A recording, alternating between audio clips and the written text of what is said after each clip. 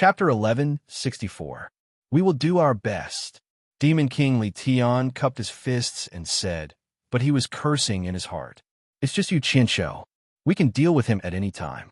The most important thing now is to pacify the three realms. It's a bit too much to mobilize 4 great demon kings for Yu Qianshou. Yan Zhuixing didn't know that even if Yu Qianshou was not in the human world, Yan Zhuixing, would also rush here in a hurry. He just happened to find a suitable excuse for revenge. Otherwise, it would be ignorant to say that he came to the human world to visit his relatives at this time. He estimated that once he appeared in the obsidian light mirror, his mother and sister might have already fallen into the hands of Yu Qianshou. What worried him more was that he hoped that his wife and children were not exposed. He had to find out, otherwise he would not be able to eat and sleep in peace. Yan Zhuixing looked around at the crowd, waved his hand and pointed in the direction of Shuntian Island, and said decisively, "Go ahead, you can see a big lake, and there's an island in the lake, which is Shuntian Island. Yu Qianshou may be there, and under the lake is the sealed passage of our demon realm. When we capture Yu Qianshou, we can open the passage to the demon realm. I hope you can cooperate with us." They all cupped their fists to him, and then they all soared into the sky. Demon King Ing Tian waved his hand, and the army of 100,000 instantly turned into flying dragons waving their wings. Except that they were brown and black in color, they looked exactly the same as the mounts of ancestor Nanming. A group of flowing lights quickly shot toward Shuntian Island. The protective formation of the Chilly Wind Valley was easily broken through like a piece of paper. Sai Zhongfei and the other ghost generals were all horrified. They had all figured out the origin of the other party from their conversation. They were from the devil world. They could not imagine how the torturers had provoked the people of the devil world. Yu Qianshou, who was sitting cross-legged by the Thousand Miles Lake, had been staring at the movements of Yan Zhuixing and the others through the Heaven's Eye mirror. Seeing that the people of the demon realm had already rushed to Shuntian Island, the Heaven's Eye mirror fell back into his hand. "It's finally here." Yu Qianshou sneered and stood up slowly. He put the Heaven's Eye mirror behind his back and stood there motionlessly. He looked at the distant horizon with a cold expression, waiting for Yan Zhuixing and the others to come. A group of flowing lights flew across the sky above the demon ghost domain, like a meteor shower falling from the sky, stirring up the dark clouds below. The majestic aura suppressed the surrounding demon ghosts, making them tremble in fear and not dare to move. They looked at the flowing lights flying past in terror, not knowing what was going on. For streaks of light pierced through the air, widening the distance between them and the army of 100,000 flying dragons. They were the first to break into the 1,000-mile lake, rushing towards the obedient island at lightning speed. Soon, they arrived in the sky above the small island in the lake. Li Tian, Shadow Cavalry, and Blood Shadow appeared. Yan Zhuixing jumped away from a huge flying dragon, which flapped its wings and stirred up a strong wind, stirring up the calm lake water into raging waves. The plants on the obedient island were uprooted and blown away, and the houses collapsed in an instant. Yu Qianshou purposely changed into a long robe of the same style as Bai Changchun's. His blue robe fluttered in the fierce wind, but he gritted his teeth and didn't show any fear. He stood firmly by the lake like a nail.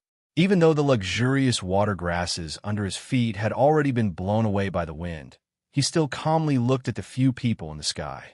He already had a faint aura of Bai Changchun, who looked down upon the world.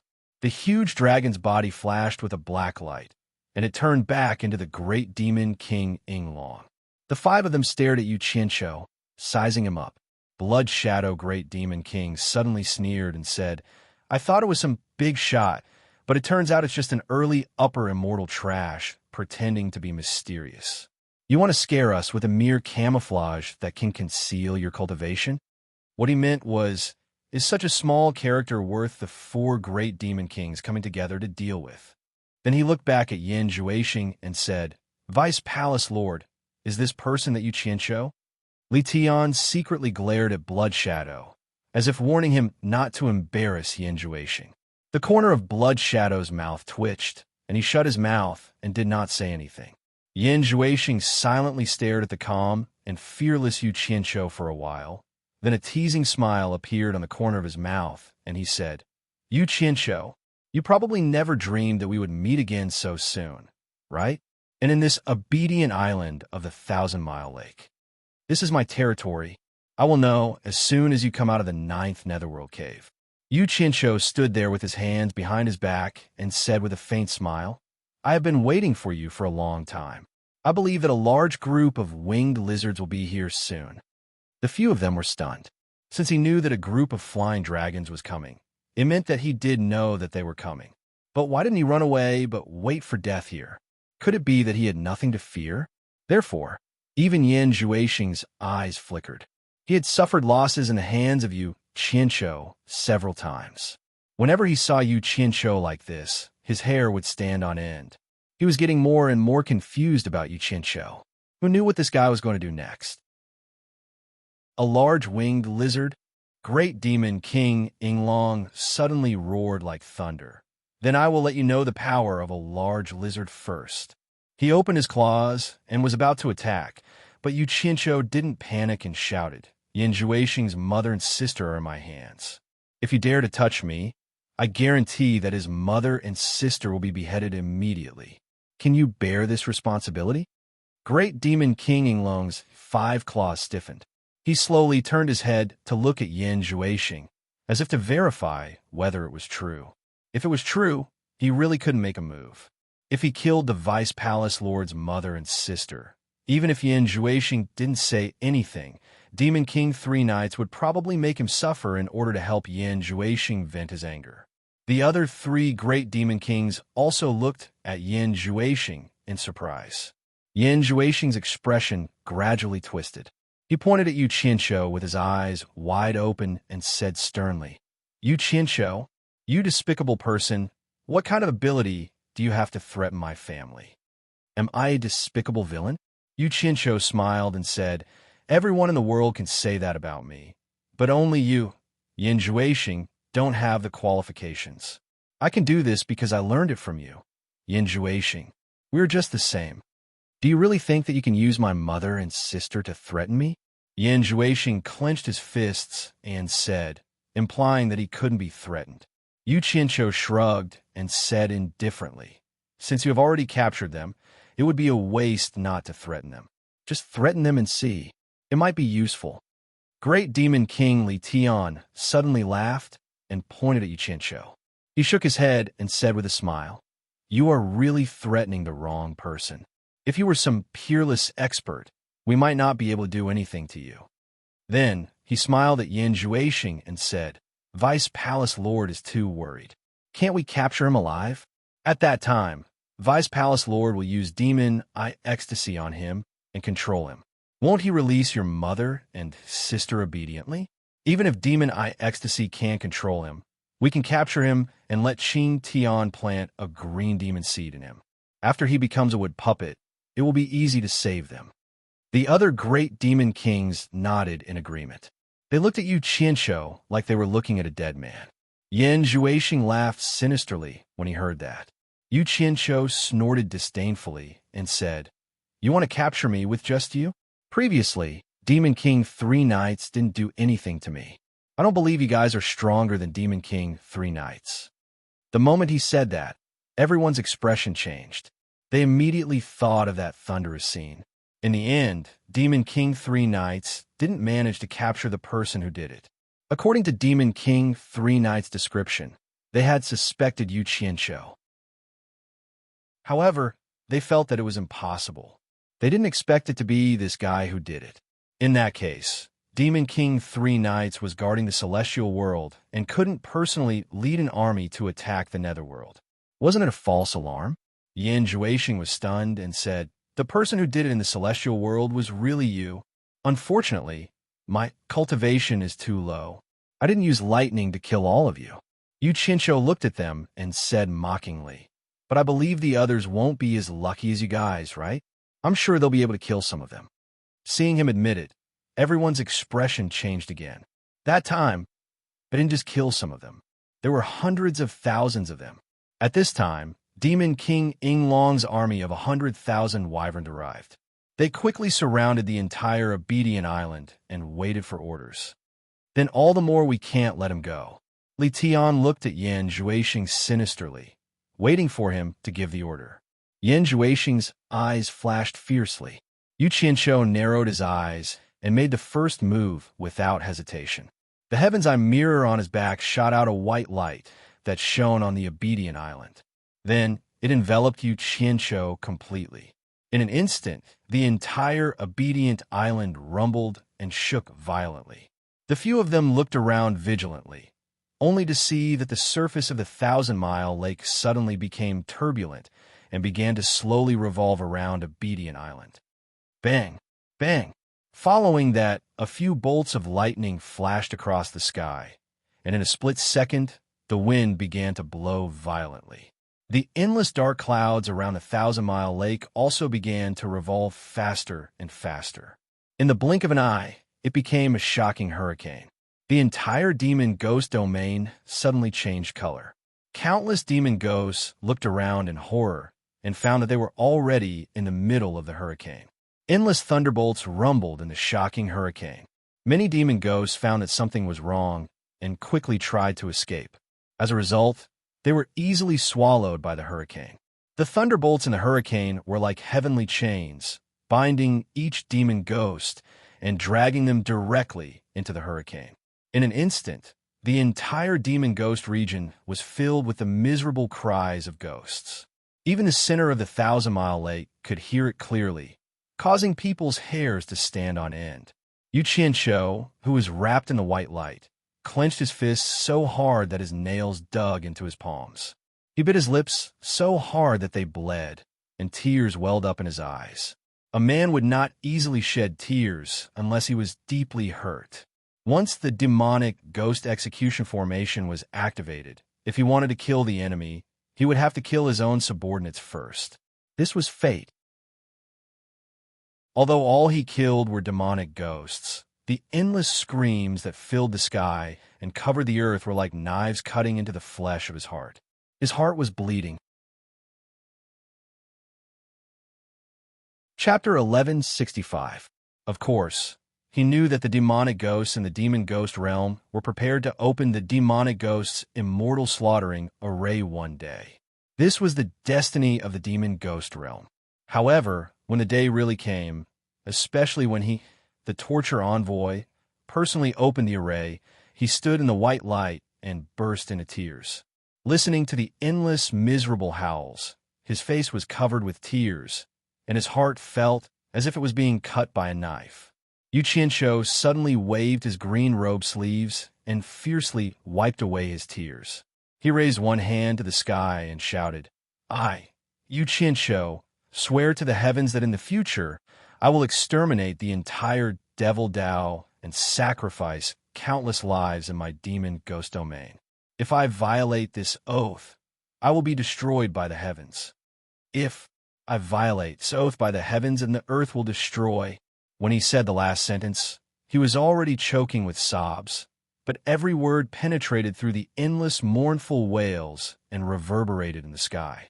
The movements in the surroundings were already frightening enough, but he suddenly made such a terrible oath without being forced by anyone. This caused everyone to tremble. Not good. Something is fishy. Yan Zhuixing immediately recovered from his shock and pointed at Yu Qianqiu and shouted, "Quickly kill him! Quickly kill him! Let's kill him together." This scene caused him to be extremely terrified, and he no longer cared about the lives of his mother and sister. The four great demon kings woke up from their stupor and immediately attacked Yu Qianqiu with all their strength. The army in the sky also attacked with all their might. Countless rays of light burst out at the same time, as if they wanted to make a hole in the ground. The bright light instantly enveloped the entire Shantian Island.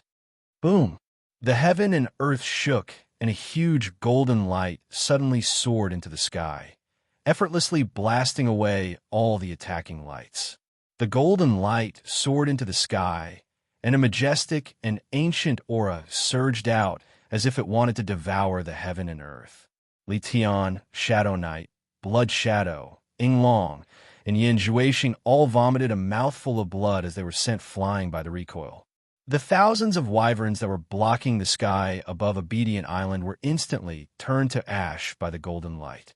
The surrounding wyverns were also sent flying in all directions, as if struck by a powerful shockwave. It was unknown how many were killed or injured in a short period of time. At the same time, the water level of Shuntion Island began to drop rapidly, but the water level around it began to rise rapidly. The entire 1,000-mile lake formed into a giant whirlpool, and the wind and waves grew stronger and stronger. Standing in the center of the whirlpool, Shuntion Island revealed its true appearance, like a giant pillar piercing into the lake. Standing on the island, Yu Qianqiu, who was wrapped in white light, looked at them coldly as if he was looking at a dead man. Yin Juexing, who was clutching his chest, turned pale with fright. Not good. Let's go. Let's retreat. He finally realized that the Obedient Island that had shaken the world for countless years was not to be trifled with. Once it showed its might, no matter how high its cultivation base was, it was impossible for them to resist. Seeing the changes in the demon domain becoming more and more shocking, how could he dare to stay any longer? The only thought in his mind was to escape. At this moment, even if he didn't say it, the others wouldn't stay either. Ing Long pulled him up and shouted to his subordinates, who were still in a daze, "Retreat." The few great demon kings quickly dragged Yin Juexing and fled. Those wyverns that could still escape immediately flew away as if they didn't care about their lives. Who would continue to fight with such a terrifying person? The sky here is my sky. The land here is my land. The demon ghost domain here is my demon ghost domain. Here, I am the heaven and earth. If I want you to die, no one can escape, roared Yu Qianqiu as he waved his hand and pointed at the fading light. All of a sudden, the earth-shattering screams from all directions disappeared. The blue sky above the lake was instantly covered by the dark clouds that were approaching at lightning speed. In an instant, the entire lake turned pitch black. The lightning in the sky was like a raging dragon baring its fangs and brandishing its claws. Clang, clang, clang, clang. The thunderbolts in the sky were like raging dragons baring their fangs and brandishing their claws. The whirlpool that revolved around the Obedient Island quickly stirred up an endless amount of water mist and produced an incomparably strong suction force. The surrounding dark clouds that contained the energy of countless demons and ghosts were quickly sucked into the whirlpool. It was as majestic as the heavenly river flowing backwards. Suddenly, Li Tian and the others found that they couldn't fly anymore. The suction force behind them was too strong, and it was actually pulling them back. When they looked back at the terrifying whirlpool that seemed to be able to devour everything, they were immediately scared out of their wits. Now, none of them would think that using 4 demon kings to deal with a single Yu Qianqiu was making a mountain out of a molehill.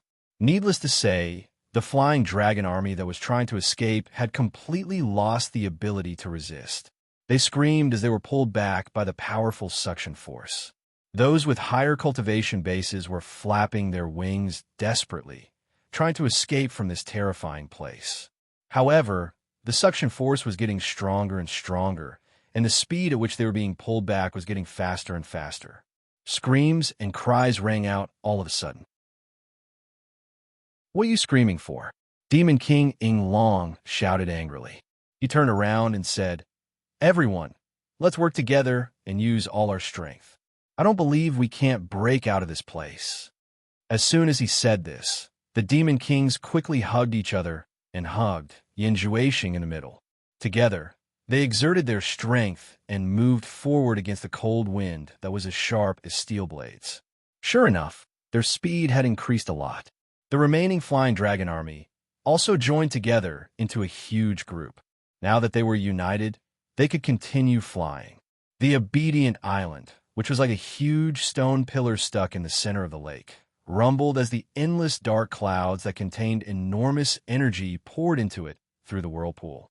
Wrapped in a white light, Yu Qianqiu stood at the edge of the Obedient Island, looking down. Up until now, he only knew that the demonic ghost-punishing array had been activated. The ultimate move was yet to come, but he didn't know what kind of ultimate move it was. Looking at the slowly rising obedient island, he couldn't help but feel a little surprised. He originally thought that the reason the obedient island was like a pillar stuck deep in the bottom of the lake was because of a special natural landform. But now, it seemed that this pillar-like obedient island was deliberately inserted here when the array was being laid. He didn't know where they got such a long stone pillar. The dark clouds in the distance suddenly gathered countless bolts of lightning that resembled furious dragons. Gwong, gwong, gwong. The bolts of lightning struck the demon kings and the wyvern army that were trying to escape, as though warning them that no one would be able to easily escape from my hands. The bolts of lightning caused them to wail like ghosts and howl like wolves. The might of the lightning was much greater than the lightning that Yu Qianqiu had cast. The escaping group was immediately split apart. The suction force that was getting stronger and stronger immediately pulled all of them back. The few demon kings tried their best to stabilize themselves, but they could not do anything as they were involuntarily drifted downwards along with the whistling dark clouds. Their cultivation seemed so powerless. All of a sudden, the dark clouds disappeared in front of them, flowing backwards. The sun returned to their eyes, and the suction force immediately decreased. The group of people quickly looked back and saw that the last wisp of dark cloud that looked like black silk had been sucked into the whirlpool. The whirlpool's spinning speed had also slowed down, and the turbulent lake surface was gradually calming down. A 1,000-meter-tall stone pillar rose straight up and floated above the lake. There was a golden mist revolving around the huge stone pillar. It was a magnificent sight, like a pillar that supported the heavens. Yu Qianqiu, who was wrapped in white light, stood on top of the tall stone pillar and looked at them. Just as the stone pillar rose out of the lake, all the suction force disappeared. The lake water was still rippling as it reminisced about the surging waves from before. The group looked at each other, and the demon kings looked at each other. Finally, they looked at Yan Zhuixing, who still had a lingering fear in his heart. They seemed to be asking, "It seems like everything is fine now. Should we continue to kill Yu Qianqiu? Otherwise, it wouldn't be easy to explain to the Demon King 3 nights when they returned." Yan Zhuixing's expression twitched. This seemed to be a rare opportunity, but he was already scared of Yu Qianqiu. Every time victory was in his grasp, he would be scared to death. He was always the one at a disadvantage. Looking at the strange appearance of that sky-reaching pillar, he didn't dare to give the order to continue. But what if Yu Qianqiu was just trying to scare them? That guy might really do something like that. He was in a dilemma. Suddenly, everyone's pupils shrank. They saw a series of spiderweb-like cracks appear on the towering stone pillar, and large pieces of rock started falling down, creating huge waves on the surface of the lake. A golden object with shining golden patterns gradually revealed its extraordinary appearance. After a large piece of rock fell down and smashed on the surface of the lake, a huge, sharp, golden, diamond-shaped arrowhead was exposed. Golden mist coiled around it, and a majestic, ancient aura of vicissitudes rushed over, causing people's minds to tremble uncontrollably. Not only their bodies, even their souls felt an indescribable fear. It was so oppressive that it almost suffocated them. With one look, it was obvious that it was a terrifying divine object that was so powerful that it made people tremble. Everyone was dumbfounded, but something in Yan Zhuixing's body seemed to be agitated. He quickly woke up and shouted, "Not good. Run." Almost at the same time, all the dusty stones fell off, creating huge waves on the surface of the lake. A majestic and terrifying divine weapon stood in the air. It was in the shape of a huge golden divine arrow. The feathers of the arrow were clustered together with golden light. The sword shaft was cast with 6 grooves, and the golden mist coiled around the arrowhead. Not only was it majestic, it was even more ferocious and domineering, looking down on the blue dome of heaven. In the distant past, it had once pulled its bowstring and made the sun and the moon lose their light.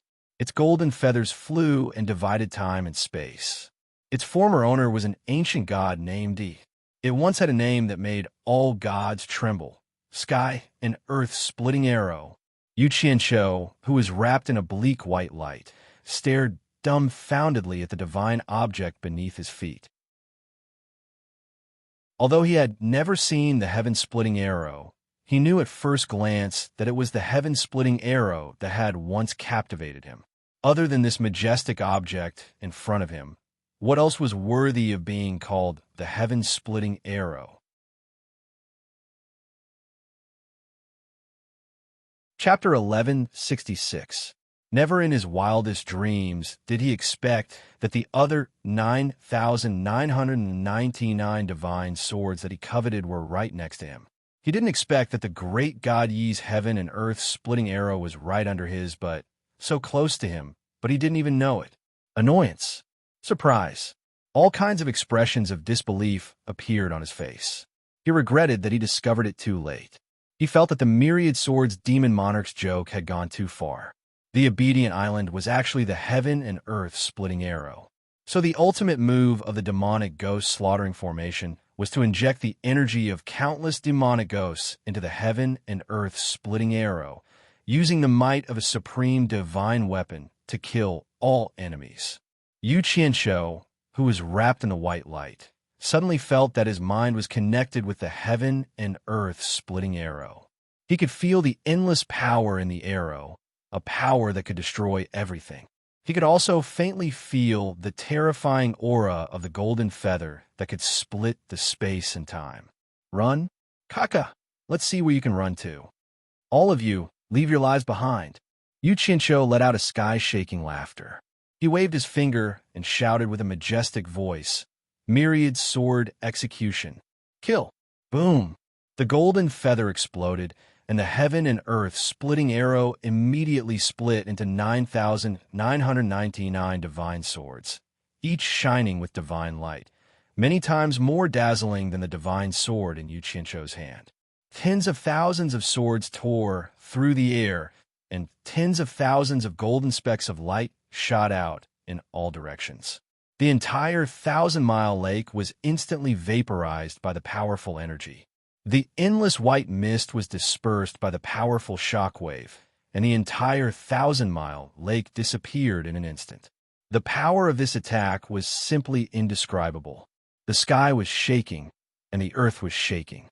Countless living beings in the human world were terrified. The mountains and rivers shifted, and the rivers changed their course. It was as if there was a great earthquake. All the dormant volcanoes or active volcanoes in the human world erupted at the same time.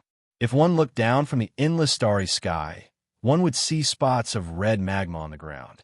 This was because the heaven and earth splitting arrow had not fully assembled, and this was because the heaven and earth splitting arrow did not absorb enough energy.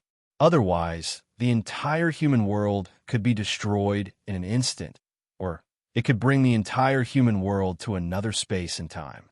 With the great god Yi's cultivation, anything was possible. Demon King Li Tian and the others were swept away by the distorted airflow, drifting about uncontrollably. How could they still escape? Looking at the countless golden flowing lights splitting the sky and earth, the world-shaking momentum was simply unstoppable. All of them were scared out of their wits and screamed wildly. No! The Wyvern army cried out miserably. The four demon kings' sorrowful cries shook the heavens. They finally realized that they had attracted a terrifying calamity. What demonic path unifying the three realms? At this moment, it seemed so childish. They didn't even have the chance to resist, nor did they have the strength to resist. Yan Zhuixing's eyes were filled with endless fear and despair. He could not imagine that there was such a terrifying god artifact hidden in the demon realm. How could such a god artifact exist in the human world? He could not imagine that Yu Qianqiu still had such a terrifying ultimate move. Even if the Demon King 3 Knight came personally, he would not be able to block this attack. It was so terrifying that it was beyond imagination. No! Yan Zhuixing cried out miserably. His pupils shrunk, reflecting the 10,000 golden lights that came instantly. If he was given another chance, he was willing to give up everything and never step into the demon realm again. In an instant, All the screams stopped, and there was only the sound of the world shaking and rumbling. Regardless of whether or not the several tens of thousands of people were struck by the divine swords, they were all turned into ashes when the divine swords brushed past them. The so-called four great demon kings were nothing more than a joke who overestimated themselves from the bottom of a well. They were similarly unable to withstand a single blow, and all of them vanished into thin air.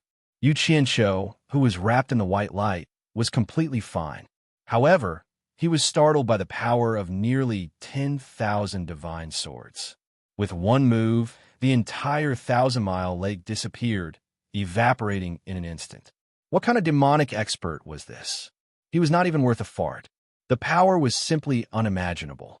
Yu Qianqiu, whose mouth was dry, was just about to call back those 9,999 divine swords when he suddenly discovered that there was a ball of black light in the midst of the golden sword rain that was trying to escape with something wrapped in it. That terrifying aura that shocked the world appeared again. Yu Qianqiu had an unforgettable memory of this terrifying aura of a sovereign descending upon the world. The scene in the Spirit Fong Valley immediately appeared in his mind. The reason why Yin Zhuoxian could come back to life was because he was saved by this black light. Demon God. Yu Qianqiu was shocked. Demon God attacked again. He immediately waved his hand and shouted, "Stop it! Kill it! Don't let it get away!" The 9,999 divine swords immediately blocked the path of retreat of the black light. They surrounded it and slaughtered it. However, the black light was extremely agile. It dodged the sword rain with great agility, as if it did not dare to touch the sharp edge of the divine swords. While it was dodging, the 10,000 divine swords immediately formed a formation and surrounded it tightly like an iron bucket. Just as all the divine swords were about to explode and turn black light into a hedgehog, a loud boom suddenly rang out in the sky, causing the earth to tremble. Yu Qianqiu looked up and saw a huge demon claw directly tearing the space apart. It grabbed the endless darkness and flicked its 5 fingers. Immediately, the 9,999 divine swords were sent flying away in a mess. In the hazy gray fog that suddenly appeared in the void, a pair of slender and huge illusory eyes suddenly appeared. The cold and emotionless eyes looked down indifferently. Demon God, UF * King Bullius Juniors. What's the use of fighting? If you have the guts, fight with Tao. Yu Qianqiu angrily pointed at the sky and shouted with all his strength. Then he waved his arms.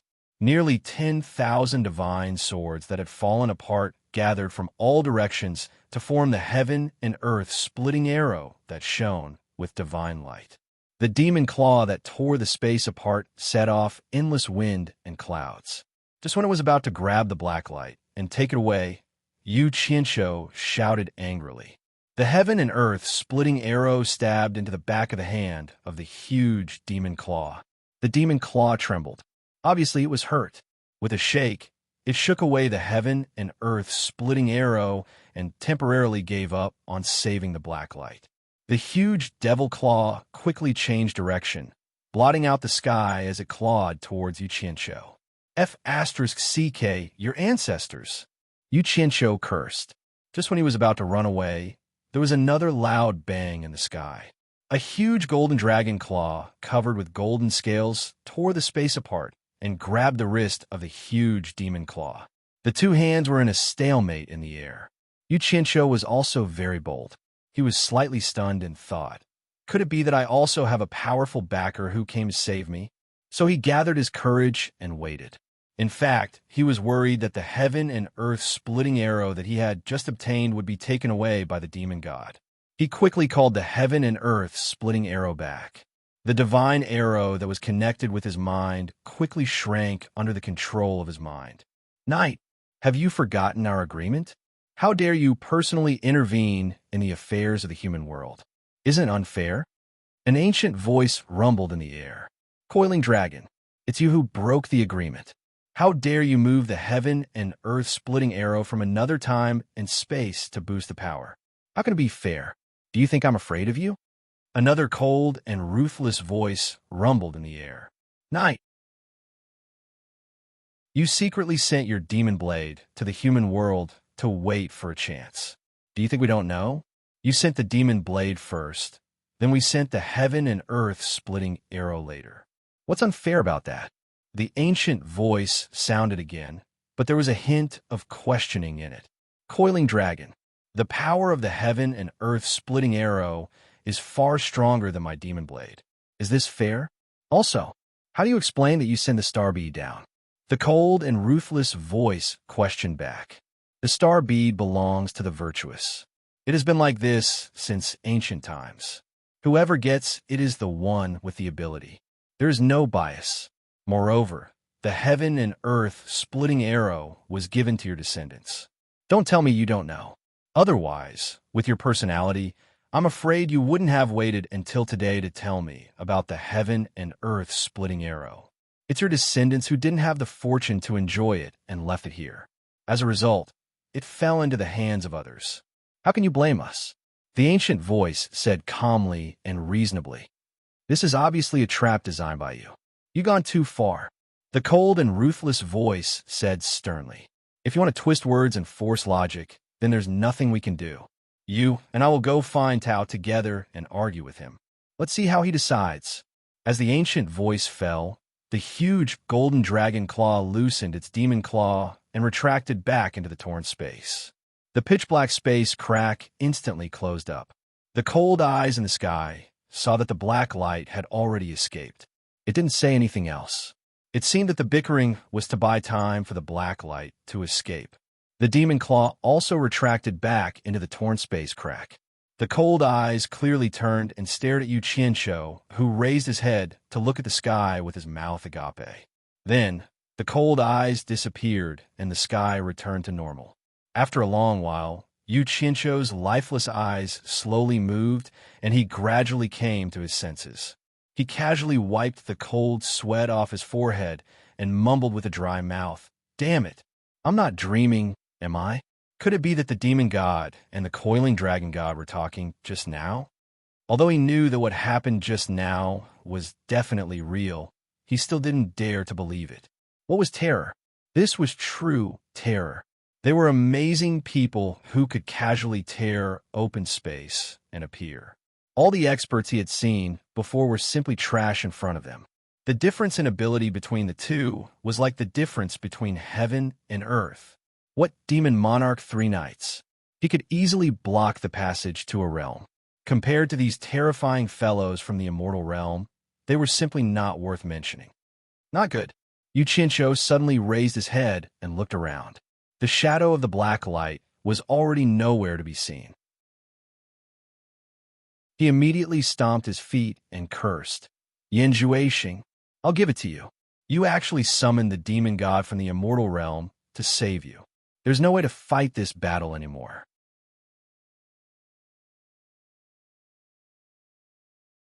Chapter 1167. After cursing for a while, Yu Qianqiu became more and more discouraged. It wasn't that he couldn't fight anymore, but that he really couldn't fight anymore. He had repeatedly killed Yanjuashing, and the demon god had once again helped Yanjuashing. If this continued, what use would it be even if he was more powerful? Especially this time, it was even more exaggerated. The demon god had brazenly attacked him without regard for his identity. It was terrifying. He even suspected that the demon god was sick.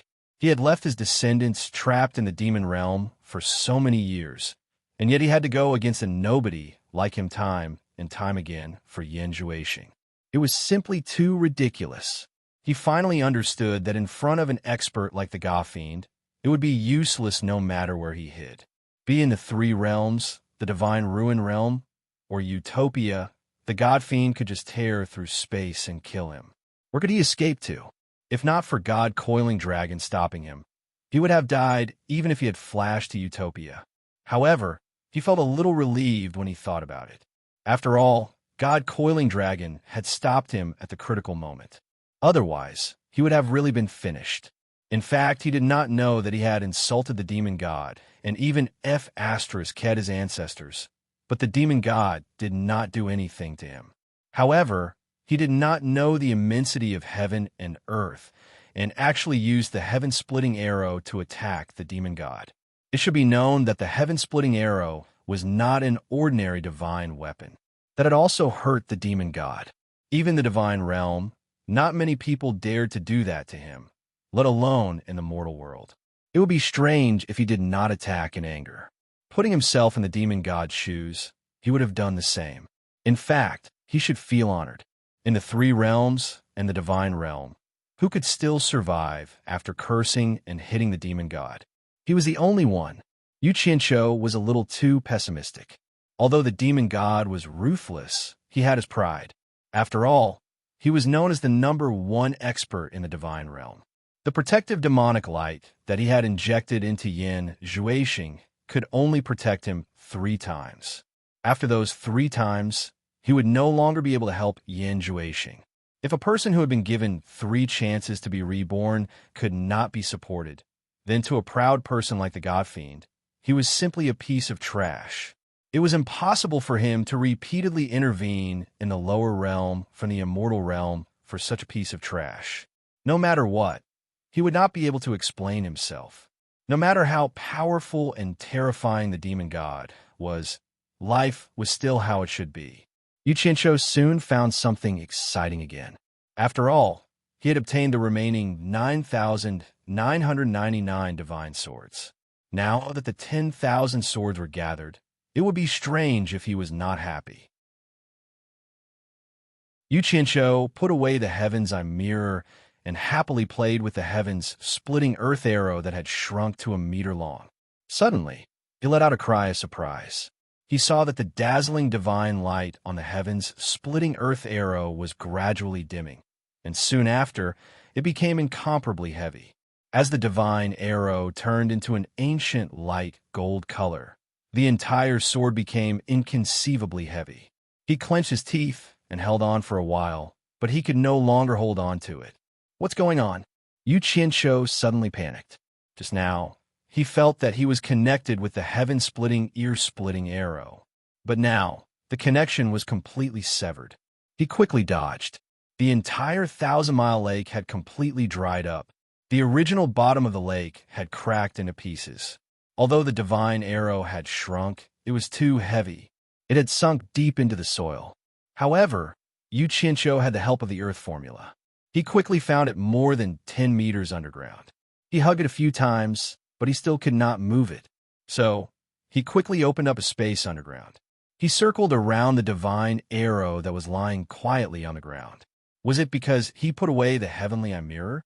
Yu Qianqiu took out the heavenly mirror and once again used the method to activate the demonic ghost immortal punishing array. A hazy white light shone on the divine arrow. However, the divine arrow lay there peacefully. It did not move at all. He shone the heavenly mirror several times, but there was no reaction. Then, he recalled the scene when he pulled the divine sword out of a mortal crocodile's body at the bottom of the lake. At first, he could not move it. It was only after he absorbed his blood that it recognized him as its master. Yu Qianqiu touched his chin and nodded thoughtfully. He felt that this should be the case. So, he made up his mind and cut his right index finger. He squatted on the ground and continuously smeared his blood on the divine arrow. In the end, the blood that he squeezed out almost covered the entire divine arrow. He waited for a long time, but the divine arrow still lay there motionless. Damn it, it can't be. Even if you want to fool me, you can't fool me like this. Yu Qianqiu felt like crying as he sucked on his bitten finger. He had wasted a lot of blood, but the divine arrow did not appreciate it at all. He had painstakingly obtained the divine arrow, but he could not control it. It was no different from scrap metal. How was it going to fight with this thing that he could not even move? Yu Qianqiu sat down on the opposite side of the divine arrow dejectedly. He looked at the divine arrow in a daze. He was indignant, very indignant. What was in his hands was not his. There was no way he could explain it. His listless eyes were filled with infinite grief. Suddenly, his gaze focused. He found that among the 6 pairs of symmetrical arrows that were clustered by whiskers, One side seemed to be missing a slanted feather compared to the other side. Upon closer inspection, each feather was an extremely miniaturized version of a divine sword. Yuchincho's eyes immediately brightened. He impatiently took out his divine sword and kept shouting, "Little, little, little," when the divine sword shrunk to the same size as the feather in his hand. He held it in his hand and lay on the ground with his butt sticking up. Then, he carefully filled the empty space with the extremely small divine sword. At the moment when the sword was inserted, a clear and bright sound reverberated in the small underground space. The sound was so crisp and sweet that it could cleanse people's hearts. A majestic aura was like the morning bell and evening drum, telling the truth of the endless cycle of the sun rising and setting. The entire divine arrow surged up and down with a swish, flowing golden light, as if a dead thing had regained its vitality. Yuchincho sat up straight and rubbed his hands excitedly, as if he had seen a peerless beauty and could not wait to kiss her. Suddenly, a strange phenomenon occurred. A fan-shaped ray of light shot out from the divine arrow and shone in the underground space. In the golden light, a tall and strong man appeared. He had bronze skin and was wearing a leopard skin shirt that covered half of his body, covering his knees. An ancient vine was tied around his waist. His arms and half of his shoulders were exposed. He did not wear pants or shoes. He was barefooted on the ground, and the soles of his feet were wide. The muscles on his arms, chest, and legs undulated like big rocks in the ravine, appearing very full and powerful. His hair was pinned up with a beast tooth. His resolute face exuded a sense of sincerity and simplicity. His thick lips made people feel very at ease. He had an amiable and simple appearance, but there was a cloud pattern on his forehead that sparkled like starlight. On his shoulder, there was a seven-colored curved bow that looked strong and powerful like the roots of an old tree. The bowstring was like a psychedelic star, but it was slanted on his back, making people unable to see the bow clearly. A quiver was carried on his back, and inside the quiver there were 9 arrows with more than half of their golden feathers exposed. Judging from the shape of the feathers, it was exactly the same as the arrow of Genesis. This man who suddenly appeared in the golden light and shadow did not have any hostility. He always gave people a feeling of peace and serenity, without any pressure. He looked exactly like a hunter, but the extraordinary bow and arrow and the cloud pattern that was shining like stars on his forehead all proved that this man had an extraordinary background. Yuchincho sat on the ground in a daze, looking up at him with his mouth wide open. After a long while, he smacked his lips, swallowed his saliva, and asked weakly, "You are the great god E?" The man looked at him with a faint and kind smile, and replied in a simple and plain manner, "Hello, my name is, oh my god, it really is the great god E."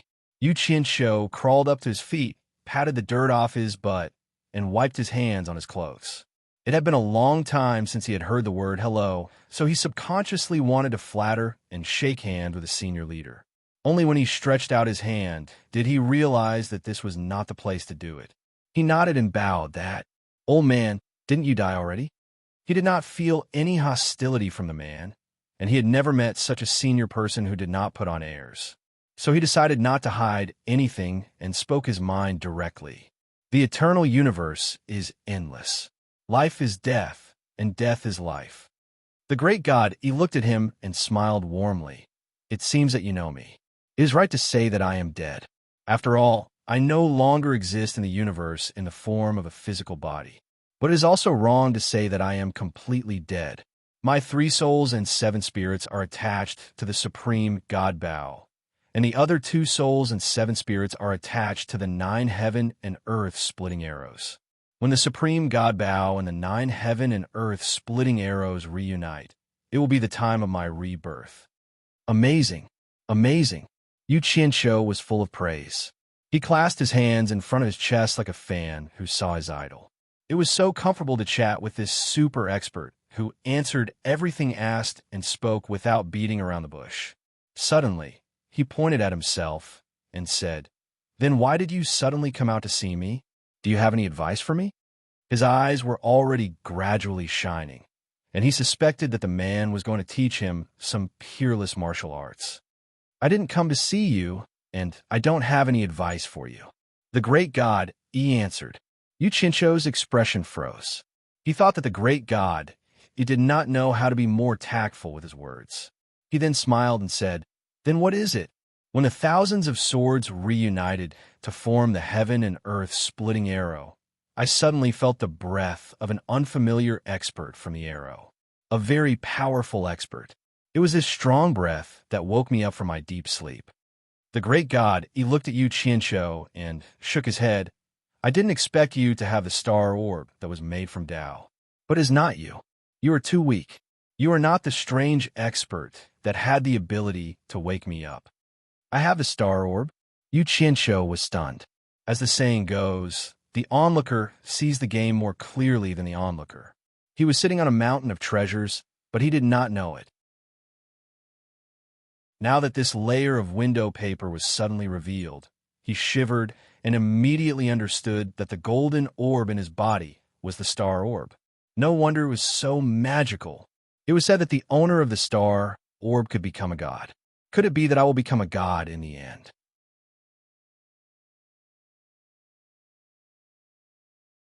Chapter 1168. All kinds of inexplicable excitement surged in him, making him tremble with excitement. However, it was only for a short while before he suddenly thought of the tens of thousands of graves lying quietly in the barrier of gods. There were many god-tier experts resting in those graves, and even those who were conferred the title of god were killed by others.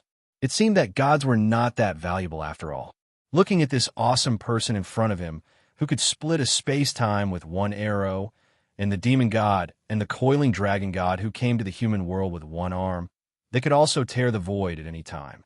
Therefore, the little bit of excitement disappeared instantly. It seemed that becoming a god was just like that.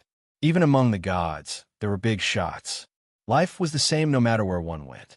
Tell me, before the heaven and earth splitting arrow was completely fused, did you come into contact with any experts? Great God, he looked at him and asked sincerely. Perhaps it was more appropriate to say that he was asking for advice. Yu Qianqiu blinked his eyes.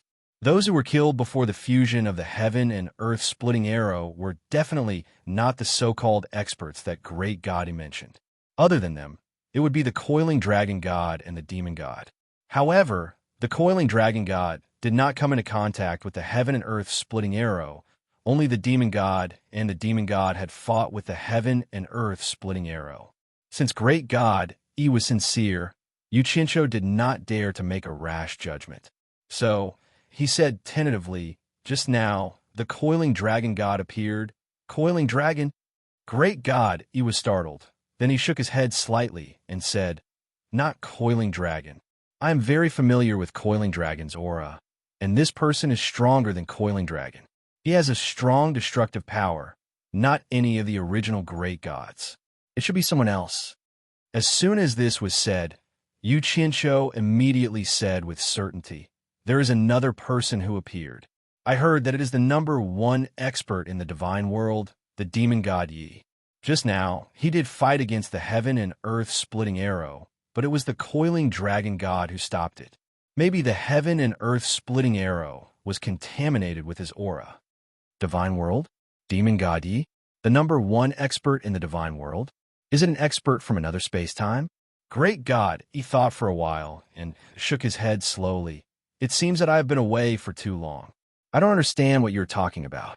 Young man, can you explain it to me? Yu Qianqiu was stunned for a moment, and then he understood. When the great god Yi Jujin divided the 10 spaces, there were only the 72 worlds of the human world and the underworld. The immortal world, the underworld, or the divine world did not exist. Of course, people did not know what was going on. It's like this. Yu Qianqiu immediately told her the legend of how the great god, he shot the sun and forced everyone to open up the immortal realm and then the god realm. Then, he roughly told her the story about the devil god that he heard from Grandma Yin. Finally, he asked, Is the devil god really that powerful? Can you beat him? So that's how it is. Why did Tao do this? Great God, he murmured to himself, and then looked at Yu Qianqiu and said with a smile, this devil god is really powerful. Otherwise, he wouldn't be able to wake me up from my long sleep. It turns out that the remaining people are indeed not his match. Even though he's the #1 expert in the god realm right now, there's still quite a gap between us. At the very least, his cultivation hasn't reached the level where the war god could summon 10 suns with a single rage. If the war god wasn't my match, then he naturally won't be my match either. Although he was flaunting his higher cultivation, he didn't sound like he was boasting at all. Instead, he gave off the feeling of being realistic and honest, just like his appearance, not arrogant nor discouraged. But I heard a saying that Tao is the real #1 expert. Yu Qianqiu asked awkwardly and weakly, could it be that Tao is also not a match for the devil god? Are you more powerful than Tao? Tao, the great god, he looked at Yu Qianqiu strangely. He seemed to be wondering why Yu Qianqiu didn't know anything about the Tao, since he could come into contact with the coiling dragon and the devil god. Then he smiled and said, no one could be a match for the Tao, not even me. However, the Tao won't treat anyone as an opponent because there is no opponent in the Tao. He said something but did not make it clear. Instead, it made Yu Qianqiu confused. The more he thought about it, the more confused he became. Great God, he smiled and said, thank you for solving my confusion. We will meet again if fate allows it. He was about to leave. Yu Qianqiu was shocked and hurriedly shouted, Senior E, please wait. I have something to ask. Great God, he paused and smiled. What is it? Yu Qianqiu was stunned. He slapped his forehead as he did not remember what he wanted to ask. Then he asked awkwardly, I wonder if you know Chong? Who is Chong-yi? Great God, he was stunned. Then, Yu Qianqiu made an arc on his chest and reminded, she is a woman. I heard she is a very beautiful woman. Senior E, do you remember? He asked this because he wanted to confirm the legend of his previous life. If there was really a beautiful woman like Chong-yi in this world, he must not miss the chance. He must meet her and see how beautiful she was. A beautiful woman called Chong-yi? The great god, he thought about it seriously. After a while, he shook his head and said, I've never seen or heard of her. From what you're saying, she's from the same era as me. Yu Qianqiu was speechless. He wanted to ask what was the name of Great God Yi's wife, but he thought that Great God Yi could remember who his wife was. It seemed that the legend was misleading and could not be taken seriously. He coughed awkwardly and said, it seems that I remembered wrongly. He suddenly remembered what he wanted to ask. He cupped his hands and said, it is an honor for you, Qianqiu, to meet you. I want to ask you for a little help. I wonder if you can give me some advice? The great god, he was stunned. After sleeping for so many years, he'd finally awoken once with great difficulty, yet he encountered a fellow who spoke randomly. He couldn't help but be slightly at a loss of whether to laugh or cry as he said, it's indeed fate that we're able to meet. But my vital soul isn't here now, and only a part of me remains. Even if I want to help you, I'm helpless. How about this? If you are fated to find the supreme divine bow where my life soul resides, and if it can resonate with this heaven and earth splitting arrow, allowing my soul to become one with it, I will try my best to help you as much as I can because of your help today. As soon as he finished speaking, the figure and the golden light instantly converged back into the sky, splitting arrow. Yu Qianqiu let out an ah and shouted repeatedly, Senior, Senior, Senior E, listen to what I have to say before you leave. Alas, no matter how he shouted, the great god, he did not move. F***CK. A curse was heard in the underground space. Yu Qianqiu looked at the divine arrow on the ground speechlessly. He wanted to know the whereabouts of the supreme divine bow. He was ready to combine the bow and arrow to kill Buddha. If he could find the supreme divine skill, he would not be so long-winded. Just as he was feeling a little disappointed, his face suddenly lit up. He suddenly realized that the godly arrow on the ground was once again connected to his mind. He pointed his finger and shouted, Rise! The godly sword lying quietly on the ground shot through the soil layer and flew out. He also darted out. Above the dried-up thousand-mile lake, Yu Qianqiu commanded the divine arrow to fly all over the sky. Sometimes it would separate into tens of thousands of flying swords, streaking across the sky like shooting stars. Sometimes they would combine back into the divine arrow, enlarging or shrinking. The pleasant feeling of being able to command the arrow like it was his own arm made him laugh out loud. This proved that this divine arrow had truly chosen its master, and it had completely become his divine weapon. After waving it for a while, he reassembled the divine arrow, which had shrunk to a meter long, and held it in his hand. He could clearly feel that it was much more powerful than when he only had the divine sword in his hand. Especially when it merged into the divine arrow, its power was even greater. However, compared to when he had activated the ghost demon immortal punishing formation, the difference was like heaven and earth. This was undoubtedly because it had absorbed the energy of the ghosts in the demon ghost domain. He finally understood that the divine arrow would be more powerful in the hands of people with higher cultivation. He still could not unleash the true power of this divine arrow. After a moment of excitement, Yu Qianqiu put away the divine arrow and looked around. His face sank again. He quickly flew above the demon ghost domain to examine the demon ghost domain after the demon ghost immortal punishment formation was activated. Not only had the entire 1,000 miles lake dried up, but there was not a trace of green in the vast demon ghost domain. There were collapsed mountains everywhere. Every piece of land seemed to have been plowed. The earth was twisted, and there was no trace of life. The endless dark clouds that covered the sky of the demon ghost domain had disappeared without a trace. This place had become a completely new world. The demon ghost domain had completely disappeared. There was a hole in the ground that was still howling with cold wind. It was the entrance of the 9 Netherworld cavern. Yu Qianqiu's eyebrows slightly trembled. It was unknown what he thought of, but he immediately rushed back to Obedient Island. Seeing that the demon world seal at the bottom of the 1,000 miles lake was still intact, he let out a sigh of relief. At first, he was worried that the power of the ghost demon immortal punishing formation would be too great and that the demon world seal would be opened. But now, it seemed that the water of the 1,000 miles lake had blocked some of its power. Adding on the fact that the demon world seal was not made of ordinary metal and stone, it was able to withstand it. Just as he let out a sigh of relief, he thought of the turmoil in the world. He was worried that the mortal world had been affected, so he quickly teleported to various places in the mortal world to check. As a result, he found that it had indeed affected the mortal world. Many places seemed to have experienced a great earthquake.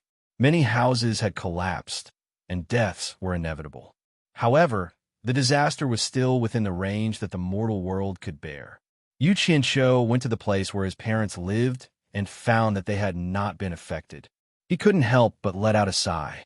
He could only hope that this was the last disaster he would bring to the mortal world in exchange for eternal peace.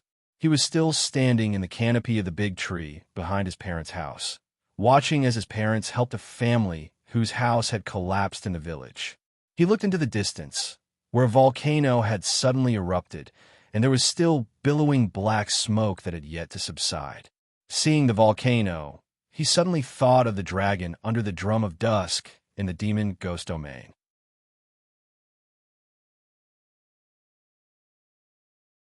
Chapter 1169. The various restrictions in Twilight Valley had already been completely destroyed. The valley that had been engraved with drawings had already collapsed and been buried. Yu Qianqiu, who used both the metal art and earth art, quickly found the entrance to the Green Fire Forbidden Land. After discovering that the underground space was intact, he did not clear out the buried entrance. Instead, he used the metal art and earth art to seal the entrance. This was because from now on, this place was no longer the demon domain. Sooner or later, mortals would come here. He did not want the affairs of the cultivation world to cause any trouble for mortals. After escaping into the Green Fire Forbidden Land, Yu Qianqiu looked at the still rising blue flames. He had not expected that the opening of the demonic ghost immortal killing formation would attract the coiled dragon god and the demon god, and even see the great god eat. With the appearance of these three big shots, Yu Qianqiu was no longer as terrified of the divine dragon trapped underground as he was before. He silently charged into the green fire, walked to the hole in the ground that was spewing green fire, looked down, and directly jumped in. Yu Qianqiu passed through the tunnel of blue fire with ease. There was a flash of red light in front of him. It was still the same river of molten lava that he had first seen. In the vast and majestic underground world of molten lava, 9 huge blue lotus flowers bloomed on the flowing river of molten lava. The rolling blue flames came from the 9 blue lotus flowers. 8 of them were still in bud, and one of them had completely bloomed. There was a faint layer of arc-shaped light covering it. Among the layers of petals, there was a green lotus head, and on it lay a naked child who was sleeping soundly with his legs spread out. The child was still the same child. Yu Qianqiu recognized him at a glance. After so many years, he did not seem to have grown up at all. Yu Qianqiu flashed down with a smirk and landed on the blue lotus head. He gently kicked the child's buttocks and shouted, "Fat boy, I'm back." The naked child turned over reluctantly and murmured, "Why is it noisy again? It was so loud at the beginning. It scared me to death. It took me so much effort to fall asleep." He paused before he could finish his sentence. He seemed to feel that the sound was familiar. It did not seem to be the earth-shattering noise from before. He frowned and rubbed his eyes with the back of his chubby hand. Then he opened his sleepy eyes. It would have been better if he hadn't opened his eyes. But the moment he opened them, he saw a face smiling at him. This face was both unfamiliar and left a deep impression on him. It was the second person he had seen in his life. Instantly, he jumped up as if he had taken some strong medicine. TCH. Without saying anything, he kicked Yu Qianqiu. He didn't lose out at all. He was not at a disadvantage at all. Then he jumped directly into the red river of boiling lava and pointed at Yu Qianqiu. "It's you again, you fire thief. What do you want?" Yu Qianqiu chuckled.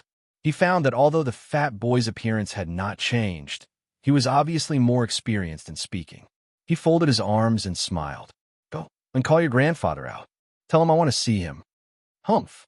The fat boy turned his head disdainfully and swam freely in the rolling lava river. It seemed that he was asking why he should listen to him. "Little brat, you refuse a toast only to drink a forfeit." Yu Qianqiu smirked. He opened his 5 claws and directly pulled the extremely arrogant fat boy from the boiling lava river. He grabbed his neck and sneered. "You have guts. You actually dare to kick me. Today, I will teach you a lesson." The fat boy's face turned red from being choked. His eyes were filled with fear. Yu Qianqiu waved his hand and directly smashed him back into the boiling lava river. The fat boy, who had sunk into the lava, quickly popped his head out to take a look at him. Then, he plunged into the boiling river and disappeared. The smile on Yu Qianqiu's face disappeared. He folded his arms and stood silently in the middle of the blooming green lotus. He looked left and right and was on guard. Although he had 3 top masters in his heart, he still had no confidence in facing the trapped dragon god. He did not know the other party's temper at all, so he had to be careful. Not long after, the surging undercurrents in the lava river attracted his attention. The surface of the river surged in circles silently. As the surging grew larger and larger, Yu Qianqiu's pupils suddenly shrank. He still felt uneasy and nervous. After all, dragons had left a deep impression on him in his previous life. That majesty was engraved in the bones of every Chinese man and woman. Suddenly, 2 huge, malevolent antlers rose up from the magma. Bang! The magma splashed everywhere, and a huge dragon head directly rushed out. A huge scale body stretched out from the surface of the magma river. The huge dragon head slightly retracted and looked down majestically. It had a forehead that bulged like armor, a sharp nose, fangs that couldn't be covered even if it closed its mouth, and 2 catfish whiskers as thick as thighs. Its entire body was covered in a layer of bright red armor. and its two eyes that were as bright as lanterns stared downward, making people feel as if their souls couldn't move away. This was the power of a dragon. The naked fat boy who was standing between the ferocious antlers pointed down and shouted, "Grandpa, it's him. He's back to bully me again." The red dragon fiercely breathed out two red flames from its nostrils and breathed back. Its body climbed up again, and its huge snake-like body rose again. The ferocious antlers on its head almost reached the top of the rock. At the same time, the sound of metal clashing could be heard. Two sharp, mighty, and terrifying claws rose from the magma. Two golden chains locked onto the claws' wrists. "Human, how dare you come here and offend me again?" The red dragon's nostrils once again spewed out two streams of flames to show its majesty. Its rumbling voice echoed in the underground magma canyon. "Do you know the consequences of offending the dignity of the dragon clan?" It clenched its two huge claws forcefully, which was a little scary. Yu Qianqiu felt the majestic dragon's aura and adapted to it for a while. After calming down, he looked at the golden chains that locked the dragon's claws in the lava river. Then he braced himself and looked at the pair of bright and terrifying big eyes that were looking down at him. He smiled faintly and said, "Before I came here, I met the coiling dragon god." With just this sentence, the terrifying and oppressive aura emitted by the red dragon suddenly weakened, and Yu Qianqiu immediately felt a lot more relaxed. He knew that it was useful to carry the opponent's top boss out. He thought to himself that the coiling dragon god was indeed the supreme of the dragon race. The red dragon stared at him silently for a while, and then slowly sank into the lava river. The naked boy on its head immediately said anxiously, "Grandpa, hit him quickly. Help me hit him quickly." However, the huge dragon's body completely sank into the lava. The fat boy swayed a few times on the surface of the river and shouted "Grandpa" several times, but there was no response. He looked at Yu Qianqiu, who was on the green lotus in the fire, and quickly hid in the lava. Yu Qianqiu was a little dumbfounded. He scratched his face and asked himself, "It's not that bad, right?" Just by using the name of the coiling dragon god, he immediately made the other party feel so ashamed that he didn't dare to show his face. You should at least ask whether it's true or not. Suddenly, a magnificent red light shone on the surface of the lava river, and a mighty old man with a red beard, red eyebrows, red hair, red clothes, and red skin rose from the red light. His whole body was fiery red, except for the two golden iron chains on his wrists. The red light on the surface of the river also quickly converged into his body as he rose. The red old man dragged the bracelets and flashed to the green lotus, standing face to face with Yu Qianqiu. Yu Qianqiu looked at the golden iron chains on his wrists and realized that this old man should be the incarnation of the red dragon just now. Just as Yu Qianqiu was about to pluck up his courage to ask, the other party first lowered his head and sighed, saying in an extremely ashamed tone, "I can feel it. The demonic spirit punishing array outside has been activated, and the coiling dragon ancestor has also arrived. I can feel the supreme aura of the dragon race from the patriarch, but I have no face to see him, so I can only hide underground and don't dare to make a sound. With the patriarch's cultivation, he must have also sensed that I'm here, but he didn't summon me. He must think that I've embarrassed the dragon race and doesn't want to see me again." Yu Qianqiu was stunned. He thought to himself, so that's how it is. He already knows that the coiling dragon god has arrived. It seems that calling the coiling dragon god has hit the soft spot of the red dragon old man. Just as he was about to use the name of the coiling dragon god to intimidate the old man and ask what was going on, he saw the red dragon old man open his big mouth and wail loudly. He cried so sadly that tears flowed down his old face. The entire underground lava canyon was filled with his rumbling cries. Yu Qianqiu, who was standing opposite him, finally experienced what a deafening cry was. The fat child, who had secretly popped his head out of the lava river, was dumbfounded when he saw this scene. Grandpa is actually crying in front of that person? Yu Qianqiu was also a little dumbfounded. He didn't expect to see the underground dragon god in such a way. He was originally a little cautious and nervous, but when the old man cried, the tall, mighty, and sacred image of the dragon in his heart was completely gone. Cough, cough. Yu Qianqiu coughed awkwardly and comforted him. Don't cry. Tell me what you've been through first. It would have been fine if he hadn't mentioned the word been through, but the moment he mentioned it, the red dragon old man cried even more heartbreakingly. He stomped his feet and wailed, I've been tricked by that bastard Yi Tiankong. That bastard lied to me so badly. I didn't complete the mission that the coiling dragon patriarch gave me. Instead, I've been trapped here for more than 100,000 years and lost the supreme dignity of the dragon race. Yu Qianqiu's teeth ached as he dug his ears. He wanted to see if his earwax had come out. He looked at his little finger. Fortunately, it wasn't. He wanted to ask what the mission that the coiling dragon patriarch gave him was, but the old man's cries were getting louder and louder. He couldn't communicate at all when he was sad. He immediately roared angrily. Cry your mother. If you continue to cry, the coiling dragon god will lose all face. The entire dragon race will lose all face because of you.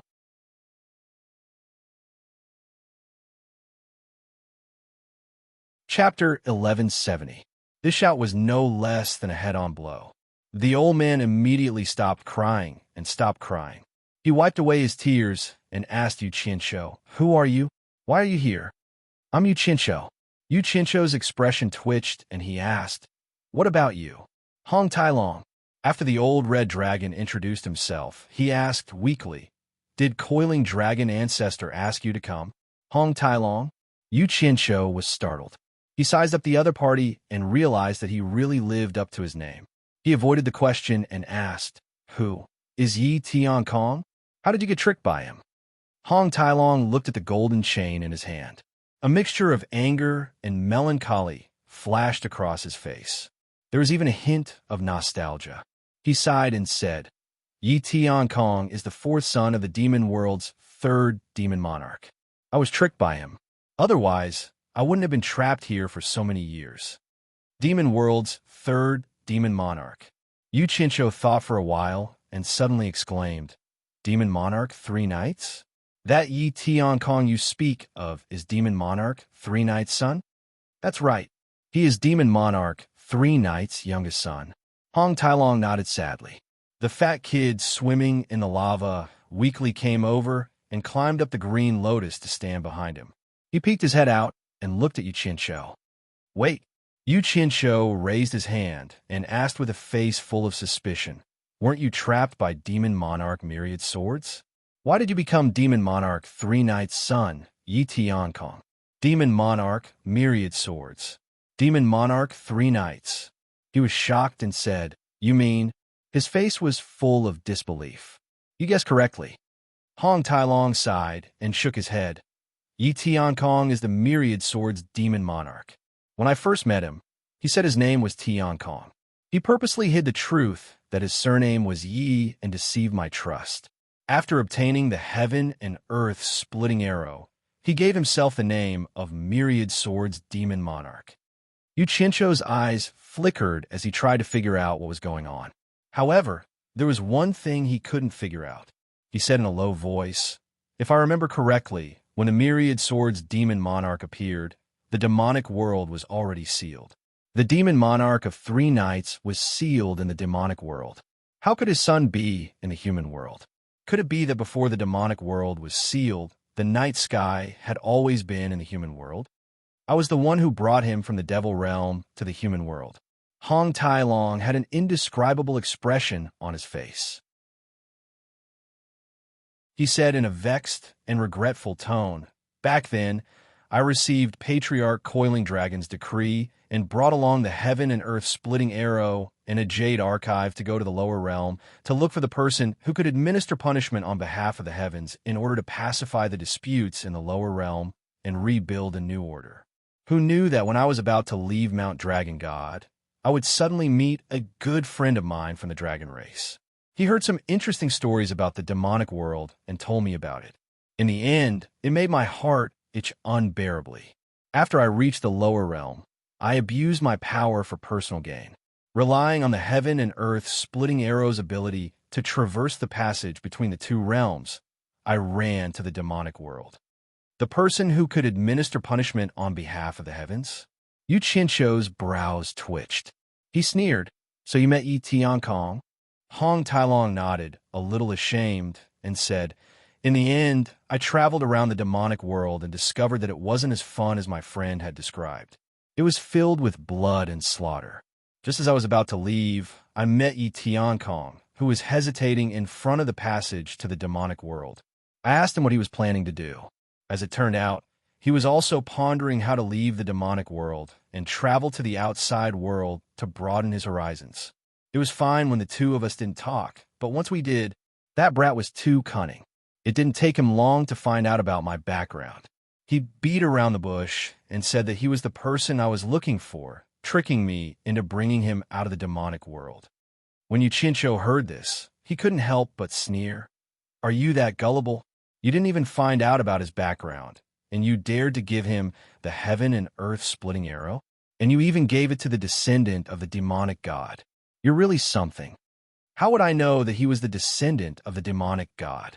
"He said that he is an ordinary citizen of the demon world. After I checked him, I discovered that he does not have the slightest bit of cultivation. He is indeed an ordinary person.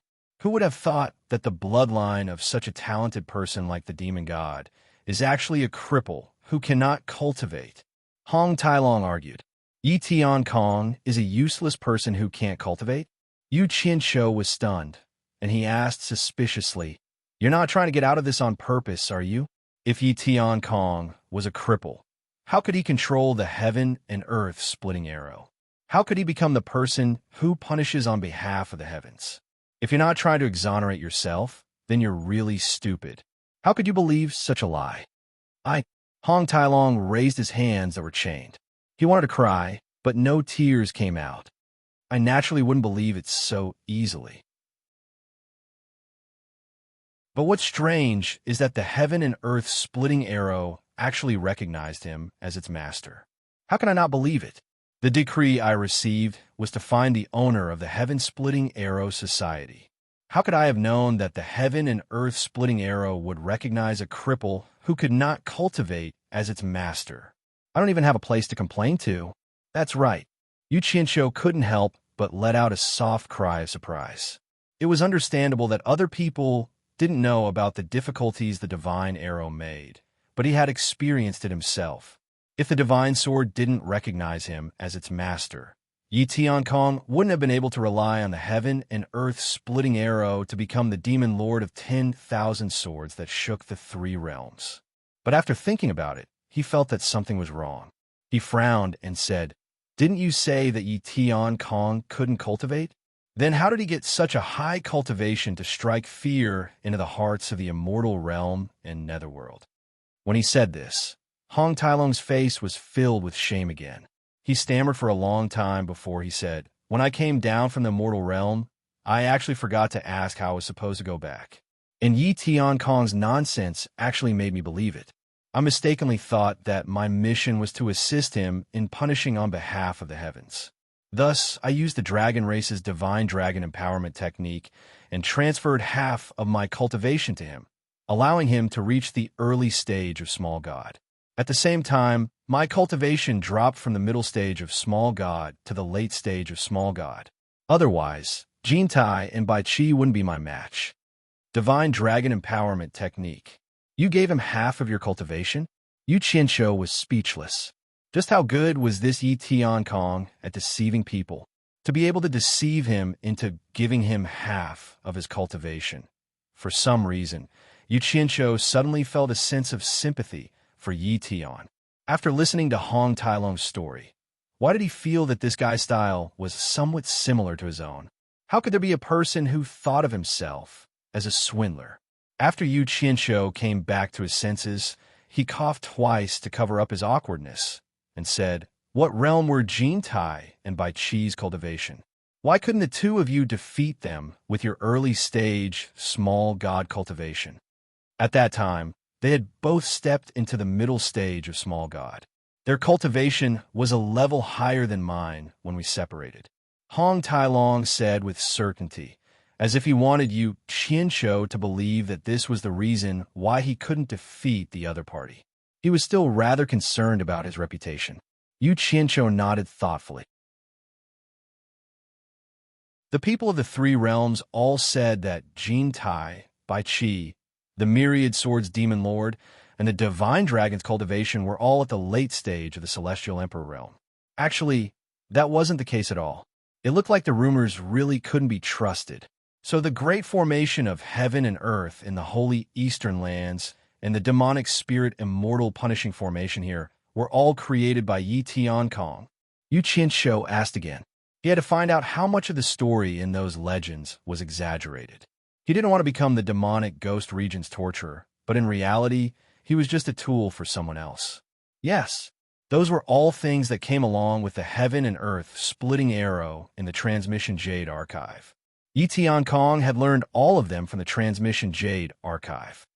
Hong Tai-long sighed softly and said, "If you hadn't seen it with your own eyes, you wouldn't be able to believe how high Yi Tiankong's innate talent for cultivation is.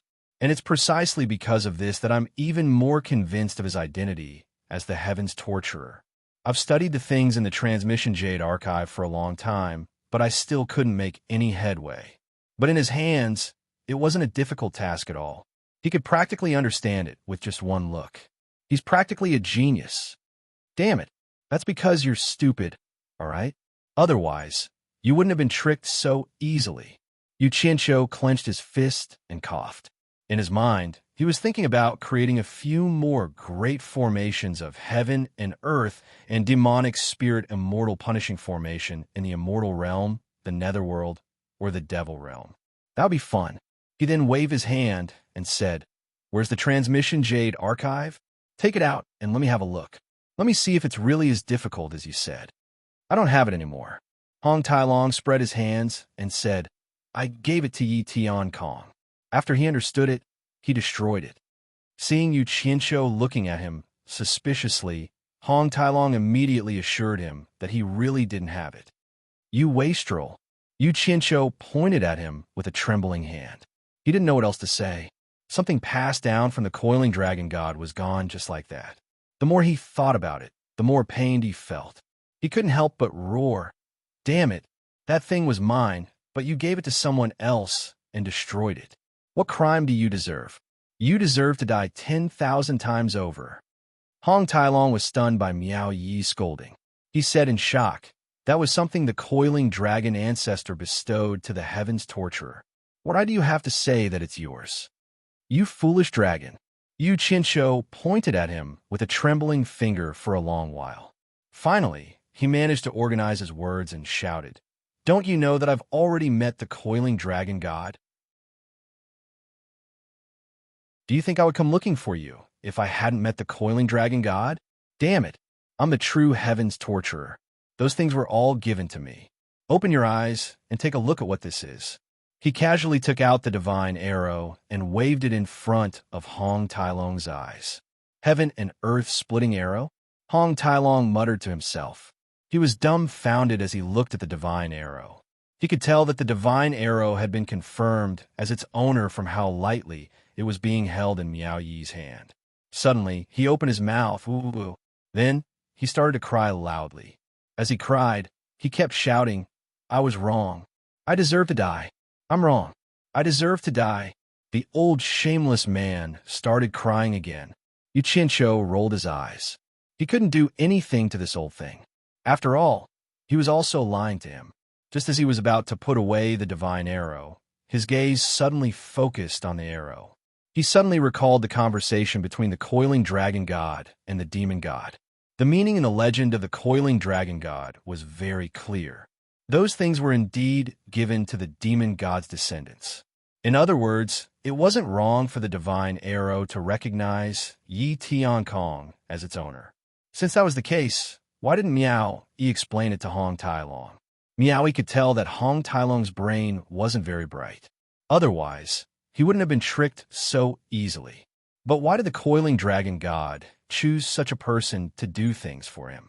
Could it be that the coiling dragon god really didn't have any subordinates he could use? If it wasn't for a friend suddenly popping out of nowhere and telling him about the demon realm, Hong Tailong probably wouldn't have gone to the demon realm and wouldn't have met Yi Tiankong. The item wouldn't have landed in Yi Tiankong's hands and wouldn't have been given to the demon god's descendants.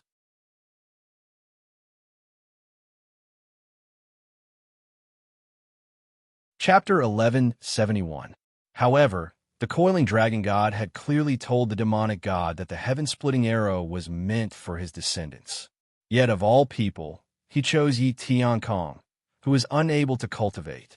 Even though Yi Tiankong was very talented, he was still unable to cultivate. He remembered that the demonic god had said that this was a trap. Could there really be something fishy going on? Damn it, what the hell were these big shots up to? Yu Qianshou looked at the heaven-splitting arrow in his hand and suddenly shivered. He felt as if he had fallen into some kind of trap. He began to consider whether or not he should keep the heaven-splitting arrow, lest he was used by others without even knowing it. However, it was a pity to abandon such a divine artifact. Yu Qianshou kept it without hesitation. No matter what, it was better to keep a good treasure. Not only could it save his life at a critical moment, it could also prevent it from falling into the hands of others. All right, don't cry. Since it's all in the past, let's forget about it. Yu Qianshou waved his hand, pretending to be magnanimous. I won't argue with you anymore. After all, you can't be blamed entirely. If you want to blame someone, blame Yi Tiankong for being too cunning. Speaking up to this point, his heart surged with a bunch of knots. Yi Tiankong created the demon domain, but he and his disciple helped him guard the demon domain and worked as torture envoys for such a long time. What a scam. Hong Tailong immediately stopped crying. He wiped away his tears and asked, "Then what about the transmission Jade archive?" The fat child stared at his grandfather, dumbfounded. He was so shocked that he couldn't say a word. This was probably the first time he had seen his grandfather cry. "It's gone. What else can I do?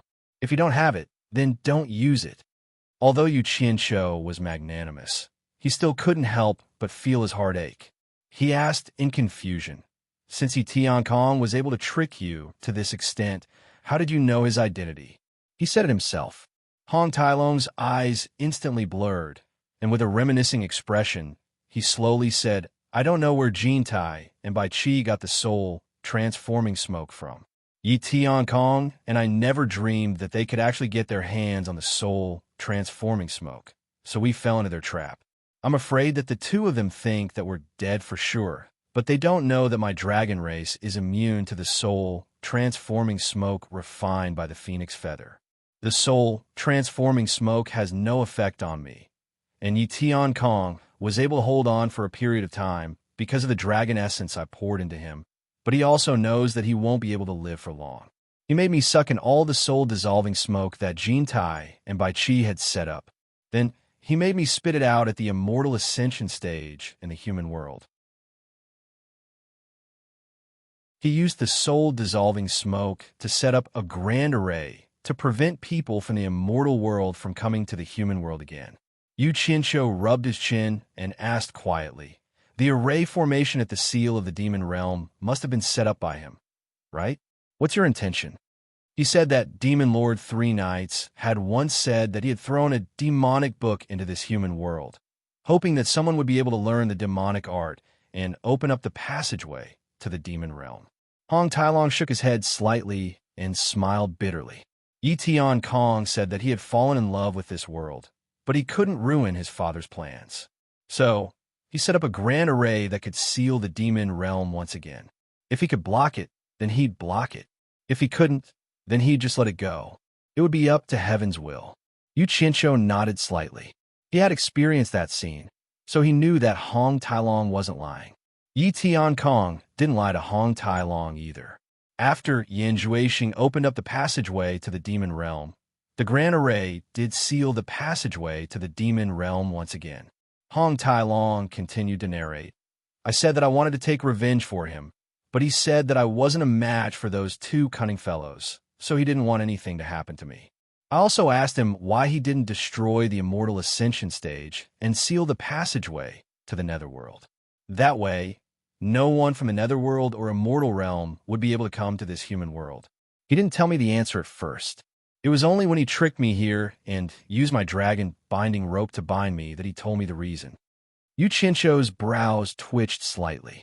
Two streams of clear tears silently slid down Hong Tailong's face as he sobbed. After he revealed his identity, he said that he was very happy to have met me. It was the happiest time in his life. I was the one who allowed him to realize his dream of flying in the sky and burrowing into the earth. He was willing to die for this once in his life. He didn't care how long it would be, as long as he was happy.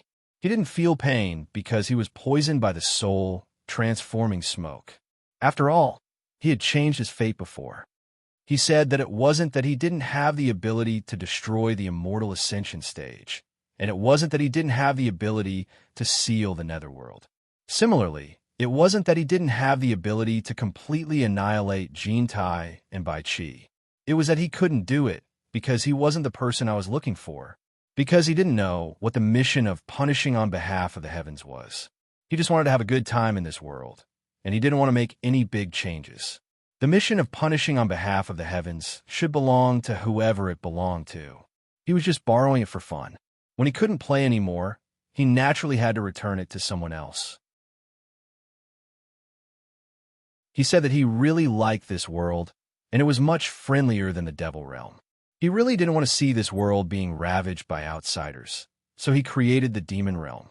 If one day someone wanted to destroy the peace here, he wanted to do his best to give this world a little bit of protection, so that it wouldn't be easily ruined by outsiders. At least he wouldn't have come in vain, and this world would give him a little bit of happiness in return. He was also afraid that the combination of the divine arrow and the demon and ghost immortal execution formation would be too powerful and completely destroy this world. So he deliberately left one of the 10,000 swords that contained the soul of the great god Yi in the heaven and earth formation. He said that if the person who punishes on behalf of the heavens is destined, then that person will find me sooner or later. When that time comes, he wants me to tell that person that there is another divine sword in a lake in the heaven and earth formation, and let him find it. If he finds it, then it will be returned to its original owner, but if he can't find it, then he can't be blamed. The remaining 9,999 swords are in the center of the lake outside, and have become the formation's eye of the demon realm. If I think of a way to take them out from the stone pillar, the formation will naturally be broken. As for the Jade archive, there are many things in it that are too disadvantageous to the people of the Devil Realm. He and Demon King 3 Knights are father and son, and he doesn't want to see someone kill his father one day, so he confiscated it. He said that if that person can enter the heaven and earth formation, then he must have grasped the method to control the purple flames. As for the dragon binding rope that trapped me, he used the energy of the purple flames of the mortal realm to set up a formation to control it. If he can break the heaven and earth formation, then he can similarly release me. When that time comes, everything will be dust to dust and dust to dust. He told me to tell that person that he only borrowed it for fun, and that he really doesn't owe that person anything. After he said all this, he used the divine dragon's empowerment art to return the cultivation I gave him to me. And then right before my eyes, smiling, he sank into this river of lava, instantly turning into ashes, never to be seen again. At this point, Hong Tailong's tears were already streaming down his aged face, and he was sobbing uncontrollably. Behind him, the bare-bottomed child also started sobbing. It was unknown whether it was because he had truly understood the story and felt sad, or because he was touched by the sight of his grandfather crying and cried along with him. After listening to Hong Tailong's story, Yu Qianqiu stood in silence for a long time. Then he let out a long sigh. He didn't expect that such a story would be hidden behind this torturous matter. He asked himself honestly, as the person who impersonated the punishment on behalf of the heavens, he had no reason to blame anyone. Looking at Hong Tailong, who had fallen in love with him, Yu Qianqiu shook his head and smiled bitterly. He could tell that Yi Tiankong wasn't a bad person, and he could also tell that Yi Tiankong had treated Hong Tailong very well in the past. Furthermore, the happy times that Yi Tiankong had gone through must have been one of Hong Tailong's happiest times.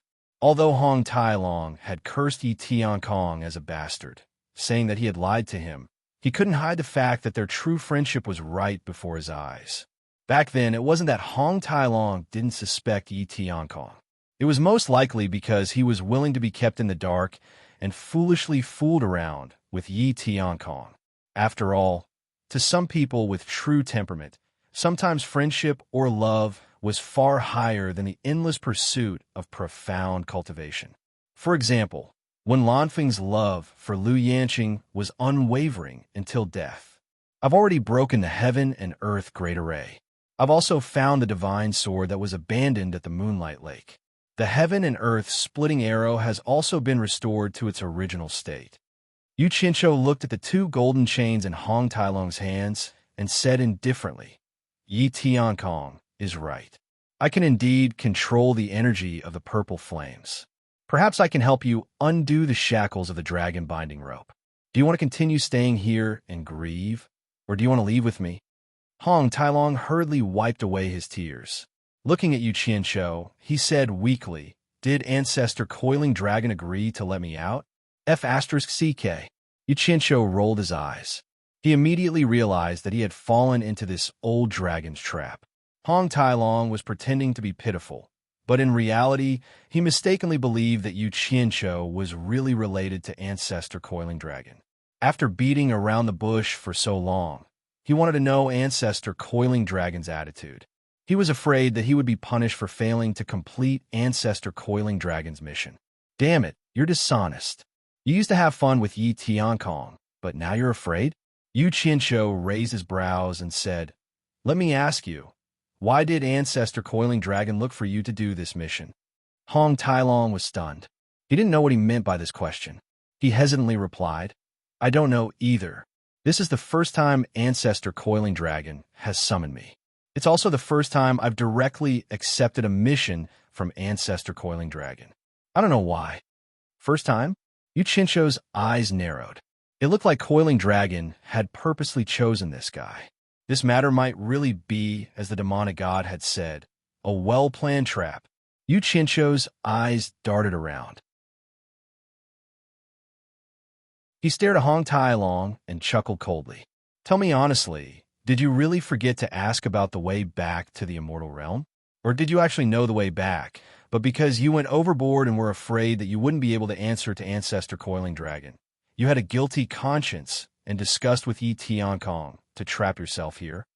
Hong Tailong's expression changed slightly, and he said solemnly, How is that possible? Don't try that in front of me. No one can lie in front of me and get away with it. Yu Qinshu waved his hand and interrupted Hong Tailong's words. He sneered and said, Damn it. You and Yi Tiankong are simply bad partners who work hand in glove with each other. Yi Tiankong has arranged everything flawlessly. Once he's done enjoying himself, how could he forget about you, the accomplice of a villain? If he didn't help you calculate a way to answer to the mission, he probably wouldn't have died a happy death. You wouldn't have stayed here obediently for so many years, right? If you had nothing better to do, wouldn't you at least vent your anger by shouting a few times?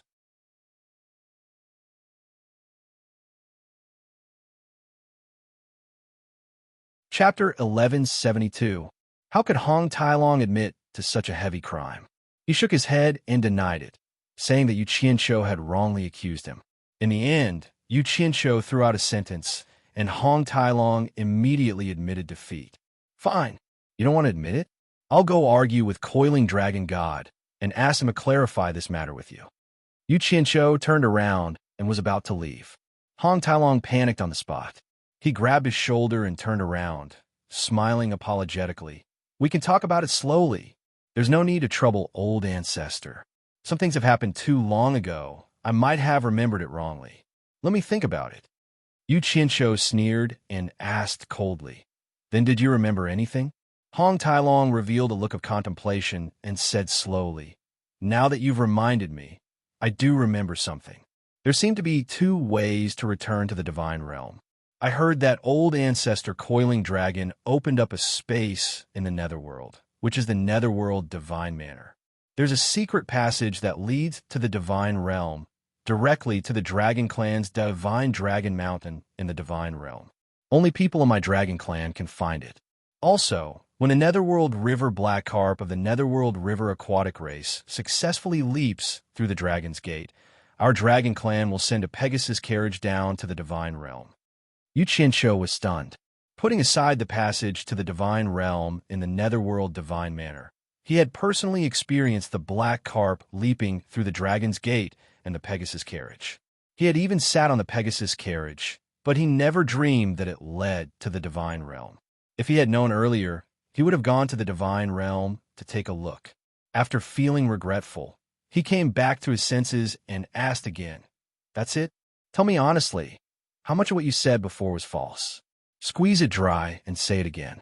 Otherwise, you'll have to explain to Coiling Dragon God yourself." Hong Tailong immediately begged on the verge of tears. "Everything else I've said is the truth. Just like what you've said, I'm afraid that I won't be able to answer to the old ancestor. So I discussed with Yi Tiankong and purposely got trapped here so that I can answer when I'm found. Otherwise, do you think I like being trapped here? Even if Patriarch Coiling Dragon were to interrogate him directly, the result would still be the same. In that case, let Patriarch Coiling Dragon come and interrogate him face to face."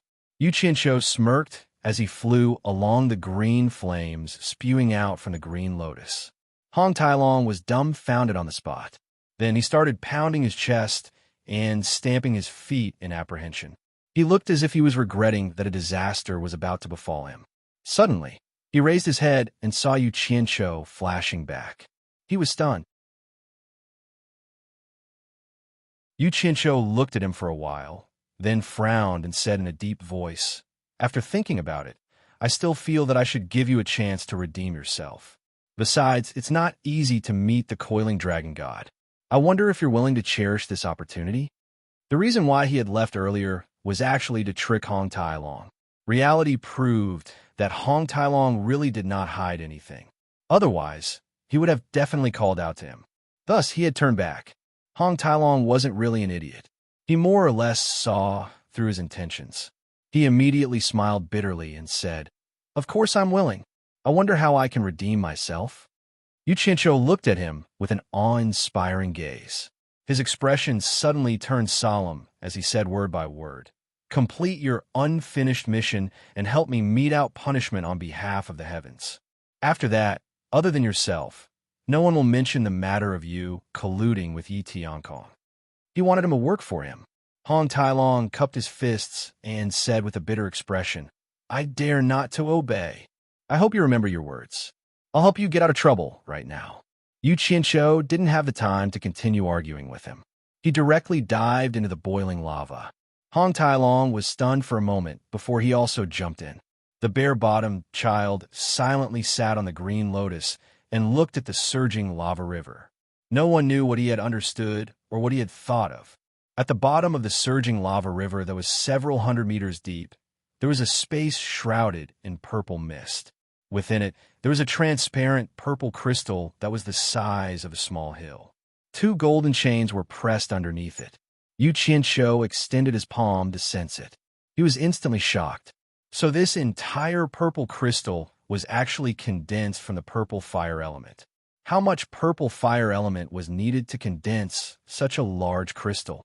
The entire purple crystal seemed to be secretly communicating with the entire heaven and earth.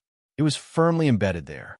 In order to move it, one would undoubtedly need a power that could shake the entire world. No wonder it could suppress Hong Tailong and prevent him from escaping. Yu Qianqiu, who was pushing his palm forward, slowly closed his eyes. The hazy purple mist began to slowly revolve and spread in all directions, silently returning to the heaven and earth. Purple mist rapidly rose from the purple crystal, and at the same time, it was also slowly shrinking. Half a day later, the entire purple crystal had completely dissipated. Hong Tailong's arms trembled, and the golden chains were controlled by him like they were his fingers. They quickly fell from his wrists, and he opened his mouth and directly sucked them into his stomach. Yu Qianqiu was stunned. He couldn't help but ask, "How did you eat it into your stomach?" Hong Tailong looked at his arms that had regained their freedom and laughed heartily. "There's a space in the stomach of my dragon race. It's just like your storage space. It's used to store things. So that's how it is." Yu Qianqiu looked at his stomach and felt a chill. He waved his hand and said, "Since you're already free, come with me." Hong Tailong was in high spirits. He readily agreed. He then asked curiously, "Where are we going?" The boiling lava flowed in the sky, but not a single drop fell. It illuminated the underground space with a red light. Yu Qianqiu raised his head and narrowed his eyes. Jintai and Bai Qi have opened the seal to the demonic realm. Now, Demon Lord Three Knights is leading the demonic realm army to sweep across the immortal and netherworld. I've personally witnessed Demon Lord Three Knights slaughtering over 200 million immortal realm cultivators. They don't even want to let the human realm off. Previously, it was precisely because the demonic realm army attacked that I activated the demonic ghost immortal punishing formation to deal with them. They probably won't barge into the human realm before they understand the situation here. Jintai and Bai Qi opened the passage to the demonic realm. Hong Tailong couldn't help but be shocked. His red brows furrowed. He recalled that Demon Lord Three Knights was Yi Tiankong's father. He then asked in a heavy voice, "You mean you want me to help you deal with the demonic realm army?" "I don't mind telling you the truth. I've been to the demonic realm before.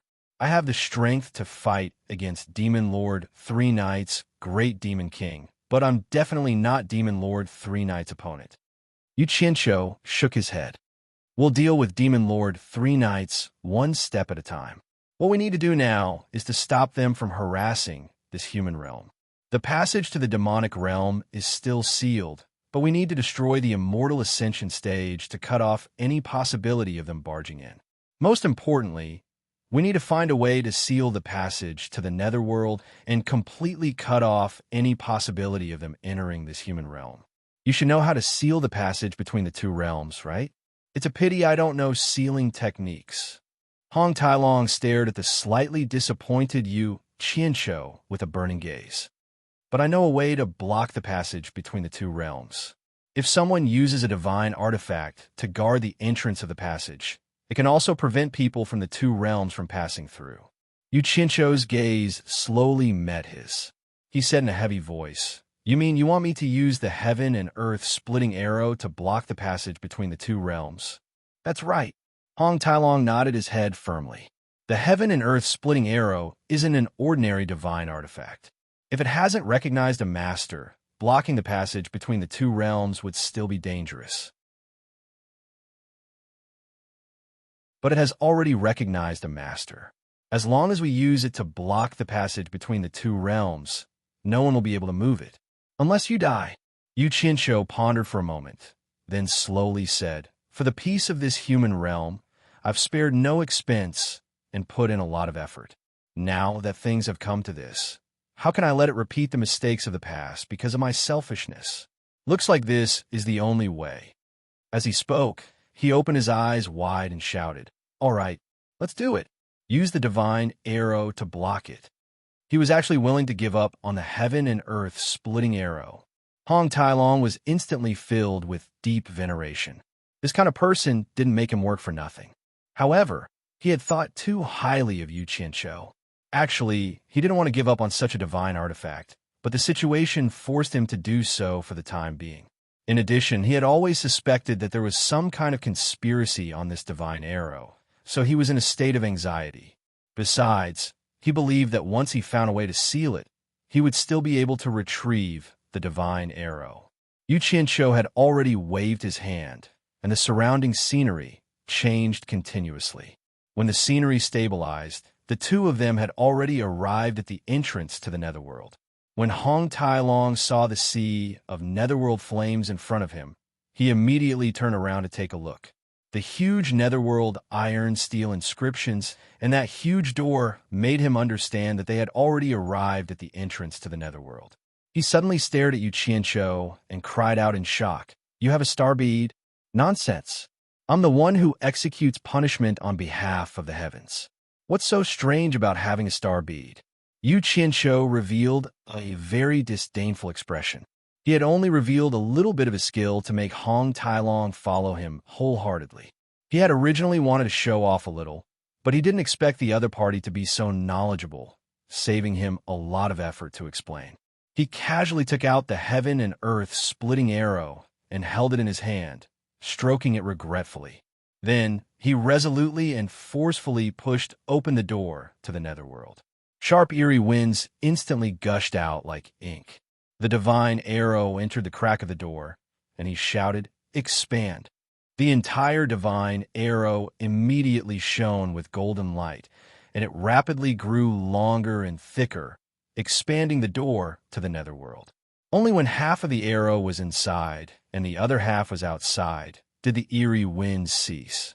Seeing that Yu Qianshou had really given up on the heaven and earth splitting arrow, Hong Tailong was incomparably moved. Previously, he suspected that Yu Qianshou would be reluctant to part with the heaven and earth splitting arrow and had been waiting to see.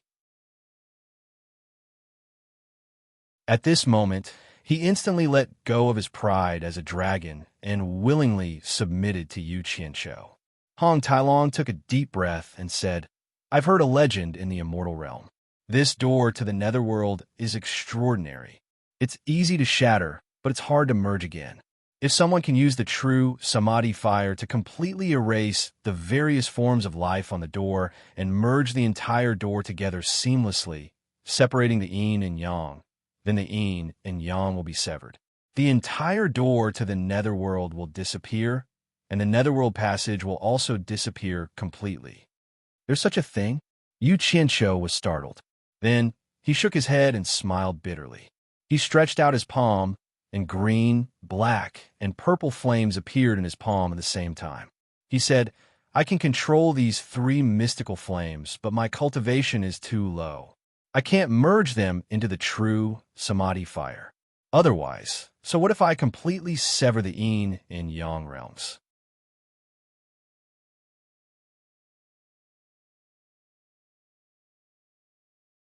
Chapter 1173. Hong Tailong was speechless with his mouth slightly agape. He was wondering how many things this guy had hidden on him. How could he have anything he wanted? Furthermore, each and every one of them was unimaginable. As expected of the executioner of heaven, he was blessed by the heavens. Yu Qianshou retracted the flames in his palm and closed his mouth. "Since you possess three types of true fire, you must be proficient in the art of controlling fire. It won't be difficult to fuse them into the Samadhi true fire." Hong Tailong smiled faintly and said, "I can use the divine dragon empowerment technique to transfer a portion of my cultivation to you so that you have enough cultivation to fuse with the Samadhi true fire. However, it will take a long time. Without at least half a year of comprehension, it will be difficult to fuse them." Yu Qianshou's eyes lit up at first, but he shook his head with a bitter smile and said, "Half a year? I can do many things in this half a year. Now is not the time. Thank you for your kind intentions, but this is the time where I can use you. Preserving your cultivation is more useful to me." Seeing that he was able to resist the temptation of transferring his cultivation, Hong Tailong fell into deep thought as if he was hesitating about something. After a long time, he slowly said, "There is another way. That is to devour the fire spirit, one of the 5 spirits of heaven and earth. Let the fire spirit's innate comprehension of fire fuse with you, and you can quickly fuse them into the Samadhi true fire." "Fire spirit?" Yu Qianshou mocked himself. "Let alone devouring the fire spirit, I can even devour the 5 spirits of water, fire, metal, wood, and earth." Hong Tailong was stunned and said, "What do you mean? I know all of the 5 elements control arts." "What do you mean?" Yu Qianshou said disapprovingly. There was not a trace of pride on his face. "What?" Hong Tailong was shocked again and was stunned for a long time before he said anxiously, "You know all of the 5 elements control arts? How is that possible? How can a person cultivate all of the 5 elements control arts? What happens when the 5 elements clash? Don't you feel uncomfortable? You should have told me this earlier." I have already practiced it. What's the use of saying it now? Besides, I don't feel uncomfortable at all. Chincho shrugged. Then, he stretched out his left hand, and a water dragon appeared. It swam one round and ran back. With a stretch of his right hand, an earth dragon emerged and circled around before returning. Following that, a golden dragon appeared from each of his hands, and he kissed the green wood elemental dragon. After separating, he retracted his hands. His shy and bashful look after having an affair was simply vivid and lifelike. Hong Tailong was instantly dumbfounded. The corners of his mouth twitched incessantly, and he screamed madly in his heart that there was no justice in this world. This guy's body is simply a treasure trove, as expected of the person who executes punishments on behalf of the heavens. However, can a person who executes punishments on behalf of the heavens be so extravagant and unscrupulous? He was simply a person who was blessed by the heavens. If they were in the god realm, they would be envied to death. Hong Tailong no longer had any doubts about Yu Qianzhou's identity as the heavens' executioner. He dared to pat his chest and guarantee that if he were to admit the wrong person again, he would dig his eyeballs out and feed them to the dogs. Let's go. We'll go to the dense fog forest and completely destroy the immortal ascension stage. Just as Yu Qianzhou was about to wave his hand and teleport away, Hong Tailong held his hand and sighed. I know where the fire spirit is. And Yu Qianzhou was startled. His eyes quickly lit up as he asked, Where? You've already met him twice. Hong Tailong retracted his hand and sighed. Yu Qianzhou was instantly confused. Hong Tailong had been trapped for so many years, and this was the first time he had come out with him. However, he said that he had already met him twice. Just who could it be? Suddenly, a thought flashed through his mind. He recalled the kid who slept on the green lotus with his buttocks naked. He said in astonishment, could it be that kid in the green fire? Apart from that kid, he really couldn't think of anyone else that Hong Tailong knew he had met twice. Furthermore, that kid was actually sleeping in the fire. His background was truly unimaginable. Sigh, this is all fate. Only now do I understand why someone inexplicably gave me 9 precious green lotus fire seeds when I was about to leave the divine dragon mountain. Feelings are all prepared for you. It's all destined and arranged. Hong Tailong looked at Yu Qianzhou and shook his head with a bitter smile. That's right, it's Qing air. Originally, the 9-petaled green lotus could nurture 9 fire spirits. Unfortunately, you stole the green fire at the critical moment of nurturing them. Hence, 8 of them died prematurely. Yu Qianzhou took a deep breath. Although that fat kid was crafty, he really couldn't do anything to him after he devoured him. He originally thought it was Hong Tailong's grandson. He didn't expect it to be a fire spirit. After a moment of silence, he shook his head with a bitter smile. Then forget it. I really can't do it. After all, that kid is not an outsider. It's nothing. I want to erase his consciousness. I will extract it and store it. In the future, when I have the chance to return to the divine world, I will find a way to find the green lotus fire seed for him to nurture again. Hong Tailong's smile was a little unnatural. It's just that it will take many years for him to be reborn. It will be hard on him. Yu Qianzhou lowered his head and frowned for a while. Let's talk about this later. Let's go destroy the immortal ascension stage first. With a wave of his hand, the two disappeared through the exit of the netherworld. Meanwhile, the ball of black light that escaped from the entrance of the netherworld passed through the netherworld and directly returned to the immortal world's mystic immortal city. Demon Lord 3 Knights, who occupied the newly constructed branch of Unrequited Love Palace, was sitting high above. Currently, almost no one in the netherworld or immortal world dared to resist the demon world's army. Wang Qing and his son had also escaped into the netherworld god palace. Below, a few great demon kings were discussing how to provoke the netherworld god palace. At this moment, a cry of alarm came from outside. Everyone turned to look and saw a ball of black light charging into the main hall and floating in the air. A majestic and ancient aura immediately filled the entire main hall, shocking everyone's soul. The few great demon kings and eunuch Li, who was standing beside Demon Lord 3 Knights, all knelt down on one knee in shock. They shouted in unison, "Greetings, Lord Demon God." The Demon Dao generals who came to capture the intruder and the Demon Dao generals sitting inside the main hall all trembled. Jin Tai was among them, while Bai Qi had gone to the netherworld. Everyone didn't expect this ball of black light to be the arrival of the legendary demon god. They immediately knelt down and shouted in worship. Demon Lord 3 Knights, on the other hand, had never come into contact with a demon god before. When he saw everyone's actions, he sucked in a cold breath. Just as he got up and was about to kneel down, he heard Yin Juexing's urgent voice. "Demon Lord, save me." Everyone was stunned and looked up. A red light flashed in Demon Lord 3 Knights' eyes. When he saw Yin Juexing's nascent soul, he immediately stopped kneeling and said in shock, "Yin Juexing, how did you become like this? Where's your corporeal body?" The others also stood up in shock, feeling like they had knelt for nothing. Yin Juexing, who was in the black light, immediately recounted the tragic experience of him, Li Tian, and the other 3 great demon kings barging into the human world. In the end, he emphasized with grief and indignation, "If it wasn't for Lord Demon God breaking through the void and rushing over from the divine world to save me, I would have been like great demon king Li Tian and the others, turning into ashes. Demon Lord, please find me a suitable corporeal body." Everyone sucked in a cold breath. They didn't expect Yu Qianqiu to be so powerful. He actually hid such a terrifying killing move and instantly killed everyone.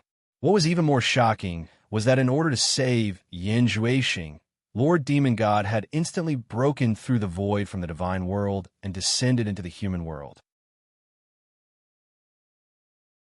Just how powerful was his cultivation? It was simply unimaginable. Many people's gazes were filled with extreme reverence. There was even reverence in them. They couldn't wait to see Lord Demon God's glory with their own eyes. Demon Lord 3 Knights clenched his fists tightly. He was actually trembling in excitement because of Demon God's divine ability. He was also honored by the glory of his ancestors. In the past, there were actually many people who doubted whether Yin Juexing was Lord Demon God's personal disciple. They were very suspicious about him becoming the Vice Palace Master of Demon Palace, and felt that it was impossible. Why would Lord Demon God choose a personal disciple from the divine world to the human world? However, everything that happened in front of them made everyone dispel their suspicions. They were extremely respectful to Yin Juexing and didn't dare to underestimate him in the slightest.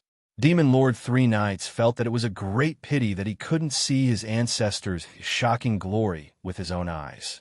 That was the god he had heard everyone around him praise since he was young. It was the source of his pride.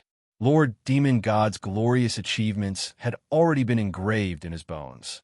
He had always wanted to repeat that proud legend. He calmed his excited emotions and slowly let out a breath. He tilted his head slightly to look at Eunuch Li beside him.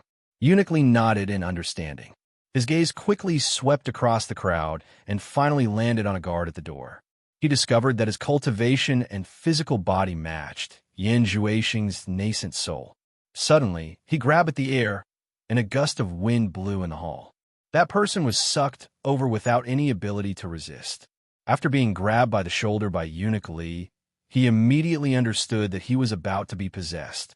He immediately cried out, "Demon Lord, spare me. Demon Lord." Before he finished speaking, Eunuch Li had already slapped his head. Several white halos of light repeatedly expelled the dark red blood mist from his body. Suddenly, the white halos of light quickly retracted. Eunuch Li pinched open the guard's mouth and twisted it towards the black light that was enveloping Yin Juexing's nascent soul in the air. With a whoosh, the black light directly entered the person's mouth. That person's abdomen swelled and squirmed, and then there was no more movement. Eunuch Li casually picked up that person by the waist. Without saying anything to anyone, he turned around and went to the back hall. After everyone present witnessed this scene, they all kept quiet out of fear, not daring to say anything. Demon Lord Three Knights' gaze swept across the hall and landed on Jean Tai's somewhat strange expression. He shook off his scarlet cloak and sat down. He coldly asked, Jean Tai, what's going on in that human realm? I heard that you and Bai Chi joined hands to fight a person called the Demon Lord of 10,000 Swords. You even suffered a great loss. I believe you know the situation there better than us. Jean Tai hurriedly walked to the center and bowed. Demon Lord, what's going on in that human realm? Back then, that Demon Lord of 10,000 Swords appeared strangely. This subordinate even suspected that he was someone from the demon realm. From what Vice Palace Lord said, it was likely that the Demon Lord of 10,000 Swords, heaven and earth splitting arrow that heavily injured them. I didn't expect that it had already fallen into Yu Qianshou's hands. However, the heaven and earth splitting arrow back then didn't seem to have such great power. This subordinate is also a little confused.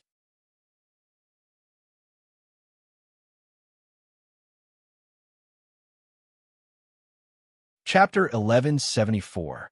Yu Qianshou and Hong Tailong's figures suddenly appeared outside the dense fog forest where the colorful fog lingered. The two of them looked around and didn't find any movement. Their gazes landed on the gorgeous fog with different expressions. In reality, it was very unlikely that anyone would come here. Although the colorful fog was mesmerizing, there was no need for ordinary people to set foot in this barren land. Hong Tailong suddenly turned around and looked at Yu Qianshou, sighing, Star Bead is really magical. It can actually go wherever you want to go. No matter how far the distance is, it's all in the blink of an eye. It's not as magical as you think. You have to set the coordinates beforehand. Yu Qianshou paused for a moment. He turned around and asked curiously, How much do you know about Star Bead?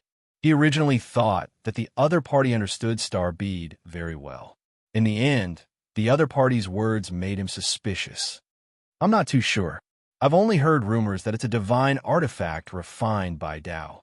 Every bead might have different functions, but those who can use Star Bead are people who can inherit Tao. Hong Tailong looked at Yu Qianshou with a complicated gaze. There was also some envy in it. Yu Qianshou smiled disapprovingly. He didn't even know who Tao was, let alone inheriting Tao. Just the Star Bead that he knew had already changed owners 3 times. First, it landed in by Changchun's hands. Then, it landed in by Sujin's hands. Finally, he picked it up. It had nothing to do with inheriting Tao. However, he only kept these words in his heart. He wouldn't tell Hong Tailong. However, he was still rather interested in that mysterious Tao. He asked, Who exactly is that Tao? I've heard people mentioning it several times, but they didn't mention it in detail. Can you tell me about it? Hong Tailong shook his head and said, I've only heard of it. I've never seen it. It seems that only a few people have seen it. However, my dragon race and phoenix race have always obeyed him. Damn it. Seems like experts like to play mysterious. Yu Qianshou curled his lips in disdain and looked at the dense fog forest again. What do we do now? Hong Tailong looked at the 7-colored fog with a perplexed expression. Then he said decisively, Go in. First, I'll destroy the immortal ascension stage and naturally cut off the connection between the immortal world and the human world. Then, I'll take the soul-forming smoke. All right. Yu Qianshou waved his hand, and the two of them disappeared. In the blink of an eye, they reappeared in the golden square. The moment Hong Tailong landed on the ground, he scanned his surroundings. Then, a red light erupted from his body and soared into the sky. His astonishing aura forced Yu Qianshou to quickly move far away to observe. Roar! A resounding and vigorous dragon roar resounded throughout the world, shaking the entire basin and the Golden Plaza. The rainbow-colored clouds in the surroundings began to surge. After the red light that pierced through the heavens and the earth vanished, a 200-zhong-long red dragon stretched out its claws. Its imposing aura was unstoppable.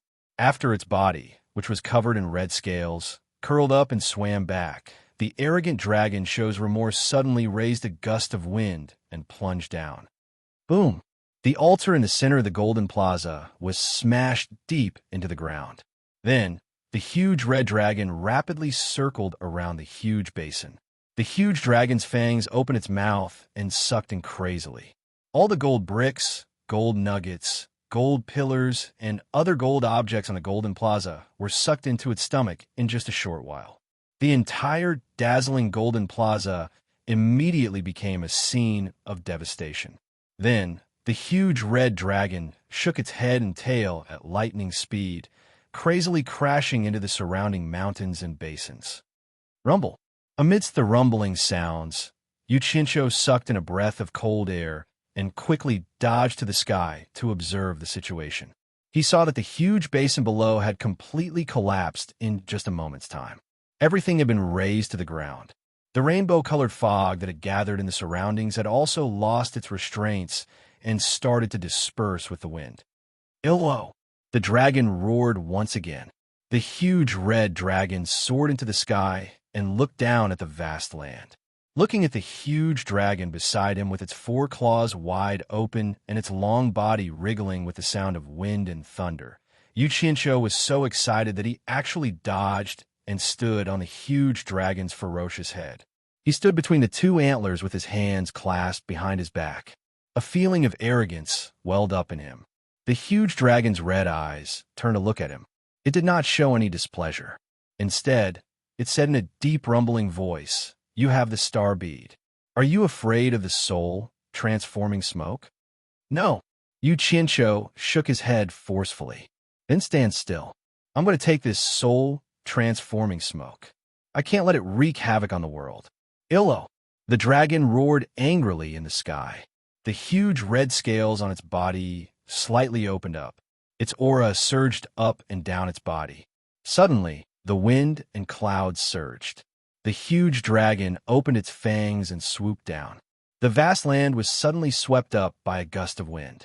A strong suction force carried the rainbow-colored fog into the huge dragon's mouth like a rainbow. The huge dragon soared into the sky and danced around, chasing after the scattered rainbow-colored fog. After sweeping away all the rainbow-colored fog, the huge dragon shook its head and waved its tail as it soared into the sky. After circling around its surroundings once, "Aoo!" Another resounding dragon roar shook the heavens and the earth. Without any hesitation, it directly rode the wind and climbed the clouds, flying across the sky towards the horizon. Dragon's roar of the 9 heavens changes. Hong Tai Long might have been trapped underground for a long time. It had been a long time since he indulged himself in the sky. From time to time, he would let out a deafening roar to vent his emotions. Yuchincho expressed his understanding. He did not stop Hong Tai Long and allowed him to soar into the sky. Meanwhile, he was also enjoying the legendary feeling of riding a dragon. No matter how fierce the wind blew against him, his green robe fluttered in the sky. He felt that his life was not in vain. However, it was, after all, a huge fellow flying in the sky. Coupled with Hong Tai Long's deafening roars from time to time, it was hard for the mortals on the ground not to notice it. However, no one could see the tiny Yuchincho standing on the dragon's head. "Look, what's that in the sky?" "Divine dragon. It's a divine dragon. It's a divine dragon. Everyone look at the divine dragon." Passing through the borders of Huaxia, the mortals on the ground raised their heads and pointed at the sky. Everyone who could walk rushed out of their houses or onto the streets, pointing at the sky. Hong Tai Long seemed to enjoy the feeling of being the center of attention and admiration again. It was as if he had found a supreme glory that belonged to the dragon race. He intentionally slowed down his flying speed and roared even more frequently, as if he was afraid that others could not see him. When he saw a city with many people, he would even fly a few rounds in the sky to show off, flying towards the most crowded places. Yuchincho did not know whether to laugh or cry. This Hong Tai Long was old, but he was still a flirtatious dragon. If he had known earlier, he would have dragged some people to see the scene of him being imprisoned. In the sky above Huaxia's capital city, a few dragon roars shook the entire city. In the blink of an eye, the streets were filled with people, pointing at the dragon flying in the sky. Endless sounds of astonishment and commotion rose and fell. In the palace, Shi Wenguang and the officials were discussing matters when they suddenly heard the shocking dragon roar. Another guard ran over to report that there was a dragon flying in the sky. Shi Wenguang and the officials immediately ran out to watch the commotion. The imperial concubines of the imperial concubines also stood outside and looked up at the sky. In the imperial preceptor Yongzhen's residence, a stream of light shot into the sky. Shi Xiaotian stood tall in the sky, looking at the dragon flying in circles in front of him. Other than shock, he was also on high alert. He vaguely realized that there was someone standing on the dragon's head. When Hong Tailong's vanity was satisfied and he left, Shi Xiaotian suddenly realized that the person riding on the dragon was actually Yu Qianshou. Yu Qianshou, who was standing with his hands behind his back, also noticed him. He nodded at him and smiled. The dragon instantly flew past the petrified Shi Xiaotian. Shi Xiaotian was startled awake by the strong wind and immediately shouted, "Boss!" He quickly chased after him. Yu Qianshou turned to look at him and waved his hand with a warm smile, indicating for him to go back. He then turned back and scolded softly, "Hong Tailong, have you had enough of being coquettish? If someone familiar sees you, they would think that I like to show off. I've only come out for a breath of fresh air after over 100,000 years. I've lost my composure. Please forgive me." Hong Tailong chuckled. With a shake of his body, he quickly adjusted his direction and increased his speed, flying straight for the demon region. How could Shi Xiaotian catch up to Hong Tailong's flying speed? Seeing Yu Qianshou riding the dragon into the horizon, he couldn't catch up no matter how hard he tried. A feeling of helplessness welled up in his heart as he stopped in the sky. His face was filled with desolation.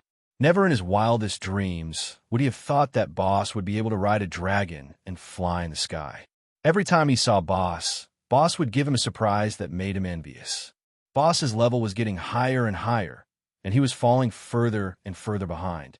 To be honest, the life that Yu Qianshou had displayed was the cultivation life that Shi Xiaotian had yearned for a long time. Only by cultivating like this could one not cultivate in vain. He had always desired this, but it was a pity that Boss did not bring him along, leaving him with endless melancholy and grief. However, Shi Xiaotian was inexperienced, so how could he know the dangers behind this glory? Little did he know that Yu Qianshou had purposely pulled Shi Xiaotian out of danger because of their friendship. Humans were always like this. What they could not obtain was what they desired the most. They would often neglect the beauty around them. Not long after the depressed Shi Xiaotian returned to the imperial preceptor Yongzhen's residence, his father, Shi Wenguang, hurriedly rushed over. He pulled Shi Xiaotian aside and asked anxiously, "Was that a divine dragon flying in the sky just now? Was it a divine dragon? Did I see wrongly?" The shock on his face had yet to fade. He had purposely come over to seek confirmation. Shi Xiaotian sighed and slowly sat on the spacious armchair. With a desolate smile, he said, "Yes, the one riding the divine dragon was OL. Mr. Yu." "Ah, it's Mr. Yu?" Shi Wenguang exclaimed. His face was filled with envy as he shook his head and sighed. After a long time, he said, "Riding the divine dragon to fly in the sky. Mr. Yu is really a godly person. Why didn't you invite him over?" Wanting to see Yu Qianshou was a pretense. In fact, he did not like to see Yu Qianshou at all. This was because he was used to being an emperor and was used to being high and mighty. He was a little conflicted about bowing to others. In fact, he really wanted to see the legendary divine dragon up close. Mr. Yu Qianshou has other matters to attend to, so it's inconvenient for him to come. Shi Xiaotian squeezed out a smile and said, "Father, you should go back to handle the affairs of the country. I'm going to cultivate in seclusion." Shi Wenguang sighed and left, leaving Shi Xiaotian paralyzed on the armchair. In his mind, he recalled the awe-inspiring scene of his boss riding the divine dragon. It was a pity that he could not share in the glory. Little did he know that after they parted, the two of them never met again. The scene of Yu Qianshou riding the divine dragon and turning back to wave at him with a smile became the most unforgettable scene in Shi Xiaoyan's long life. He searched for it in the future, but could never think of it. He could only reminisce about it.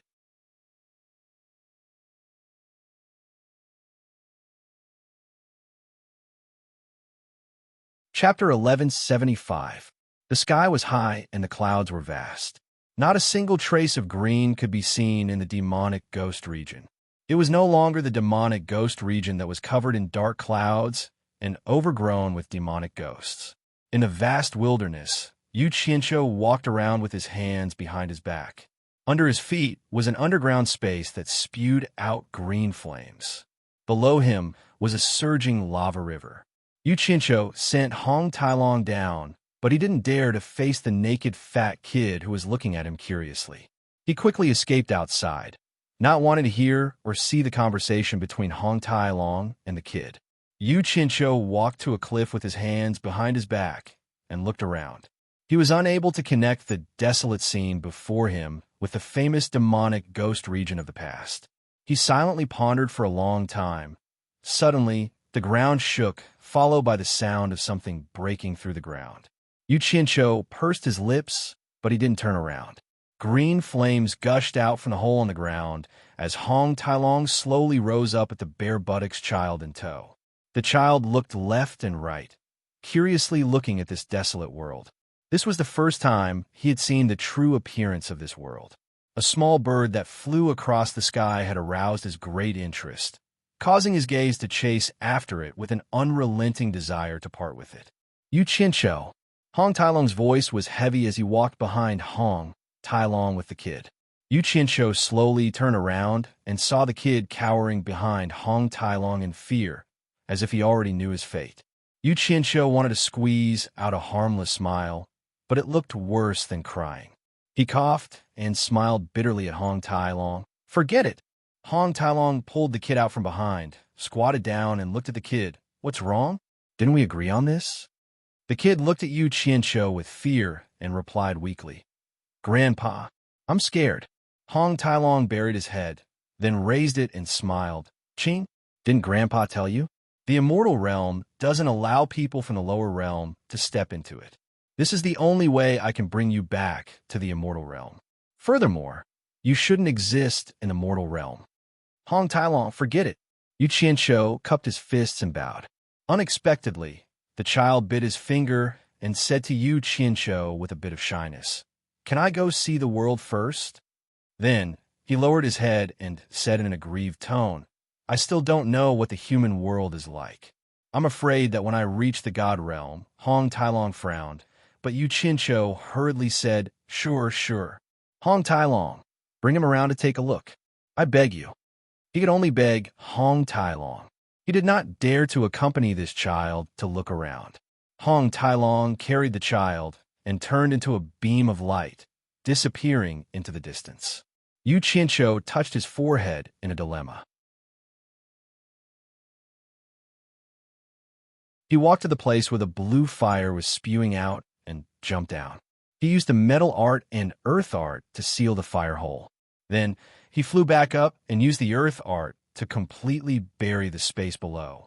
Then he sat down cross-legged on the ground. 3 days later, Hong Tailong carried the child back. The child had already put on his clothes and was holding a candied haw in each of his hands. However, his eyes had lost their usual liveliness. He was just a gluttonous child who felt that the candied haw was delicious and was munching on it numbly. Yu Qianshou looked at the child and sensed something. Hong Tailong placed the child in front of him. The child looked at Yu Qianshou blankly, as if he did not recognize him. Hong Tailong took away the candied haw in the child's hands, sealed it in a crystal ball, and swallowed it. When the child saw that there was nothing left to eat, he immediately hugged Hong Tailong's thigh and wailed. Glistening tears immediately appeared in Hong Tailong's eyes. He raised his head to the sky and howled, after which his hand moved like lightning, slapping the child's head. The clothes on the child's body instantly turned into ashes, while the child's body condensed into a red ball of light in his palm. Hong Tailong sent the red ball of light to the mouth of Yu Qianshou, who was sitting cross-legged. Yu Qianqiu's dry lips swallowed and slowly opened his mouth. Hong Tailong slapped the red ball of light into his mouth, then turned towards the sky and choked with tears. Yu Qianqiu immediately felt a boiling sensation in his abdomen. He suppressed his agitated emotions and forced the red ball of light in his abdomen into his dantian. Suddenly, a golden light burst out from Yu Qianqiu's dantian and shone on the red ball of light. In an instant, the red ball of light turned back into the child. The child cheered and flew toward the red crystal bead. He swallowed the red crystal bead into his stomach. In an instant, red light burst out from his body. Yu Qianqiu suddenly felt a connection with the child. The child's expression instantly turned solemn. He sat cross-legged on the spot where the red crystal ball originally was and began to revolve around the nascent soul in his dantian, along with the other 4 crystal balls. Yu Qianqiu immediately felt that his cultivation had increased a little. However, the increase was not huge. When he thought about how he could accept the cultivation of the 5 spirits after devouring them, he reckoned that the child's cultivation had fused with his own. The child's innate understanding of fire surged into his mind like a tidal wave. He then began to quietly sort it out. At night, Hong Tailong gazed at the endless starry sky with his hands behind his back. Suddenly, a light flashed behind him. He slowly turned his head and saw a ball of blue fire on Yu Qianqiu's left shoulder, a ball of black fire on his right shoulder, and a ball of purple fire on top of his head. The situation was extremely strange. Not long after, the blue and black fire on his left and right shoulders slowly floated to the top of his head and pressed towards the purple fire in the middle. After the 3 flames collided with each other, they violently fluctuated as if they were repelling each other. Yu Qianqiu, who was sitting cross-legged, had a grave expression on his face. After about 2 hours, the 3 violently fluctuating flames finally calmed down and started to merge together bit by bit. When the 3 flames had completely merged together, Yu Qianqiu's eyes suddenly opened. 2 rainbow-colored rays of light shot out from his eyes. The overlapping 3 colored flames above his head rumbled like thunder and completely merged together in an instant. The gorgeous 3 colored flames turned into 7 colors. Instantly, the flames rose to a height of 100 meters. A rainbow-colored fire dragon burned incessantly above Yu Qianqiu's head. The terrifyingly high temperature immediately caused the ground to crack with crackling sounds. Countless cracks rapidly extended in all directions. Hong Tailong's pupils shrank. Even though he was a fire elemental fire dragon, he still found it hard to endure. Suddenly, he felt a terrifyingly high temperature surrounding his body. Clearly, Yu Qianqiu had noticed it. True Samadhi fire, Hong Tailong exclaimed. The remaining sadness on his face was instantly swept away. He clapped his hands and shouted, "You succeeded!" The rainbow-colored rays of light that burst out from Yu Qianqiu's eyes quickly retracted, forming 2 balls of rainbow-colored flames in his eyes. Yu Qianqiu slowly stood up and spread his arms to embrace the heavens and earth. His entire body instantly ignited with rainbow-colored flames, combining with the fire dragon above his head. They soared into the sky, reaching a height of 1,000 meters. The world flickered with rainbow-colored light, illuminating the desolate demon domain. It was as if the demon domain had obtained a new life. Yu Qianqiu slowly looked at Hong Tailong and said indifferently, "So, this is the true Samadhi fire. So it is rainbow-colored. I can feel its terrifying destructive might. It even gives me the urge to fight the demon lord 3 nights head-on." Hong Tailong turned a deaf ear to Xiao Chen's words. He raised his head and looked at the rainbow-colored flames that soared 1,000 meters in shock. He cried out involuntarily, "Why is there so much true Samadhi fire?" Lowering his head, he looked at Yu Qianqiu and said, "How many blue flames, black flames, and purple flames are hidden in your body? You actually managed to fuse so many true Samadhi fire? This is only a portion. The true Samadhi fire in my body is enough to turn the area within 1,000 meters into a sea of true samadhi fire. Furthermore, after fusing the 3 flames, it is equivalent to having 2 empty spots in my body. I can also collect the 3 flames at any time and fuse them at any time. My body can store more than twice the amount of true samadhi fire. A mere 1,000-meter-long fire dragon is nothing, Yu Qianqiu said indifferently. Hong Tailong shook his head in disbelief. He had seen the true samadhi fire by chance in the immortal realm. However, he had only collected 3 types of flames and fused them, then stored them in special treasures for future use. He had never heard of anyone being able to store the true samadhi fire in their own body. Furthermore, it was such a large-scale storage and could be refined and stored at any time. This is simply unbelievable. If the artifact refinement experts of the immortal realm were to find out about this, they would definitely capture you and use you as a refinement fire cauldron. You must know that the best fire seed for refining divine equipment is this true samadhi fire that can refine anything, Hong Tailong exclaimed. Yu Qianqiu gently clasped his palms together, and the soaring true samadhi fire immediately retreated back into his body. The rainbow-colored flames leaping in his eyes also disappeared at the same time. Only then did Hong Tailong dare to approach him. He patted his shoulder and laughed. With so much true samadhi fire, you and I now have the capital to make a trip to the immortal realm in the netherworld. We'll slaughter those bastards until they wail like ghosts and howl like wolves. We'll let them know that I, Hong Tailong, have returned, ha! Yu Qianqiu shook his head and sighed. By right, I should be happy. However, I can't feel happy at all. This is all thanks to Qing. Speaking of that naked child, Hong Tailong's expression instantly dimmed. He smiled faintly and said, I wonder when I can return to the immortal realm. Even if I do return to the immortal realm, I'm afraid it'll be several tens of thousands of years before I can see Qing again. Yu Qianqiu took a deep breath. He pulled himself together and said, All right, let's not talk about such a depressing matter. Let's go to the gate of the netherworld to retrieve the heaven and earth splitting arrow. Then, we'll use the true samadhi fire to completely seal the passageway to the netherworld. After that, we'll join hands and go to the immortal realm and the netherworld to deal with them. It'll be best if we can capture Kintai. I'll devour him as well. At that time, my cultivation will skyrocket. I want to see how the devil path will unify the 3 realms.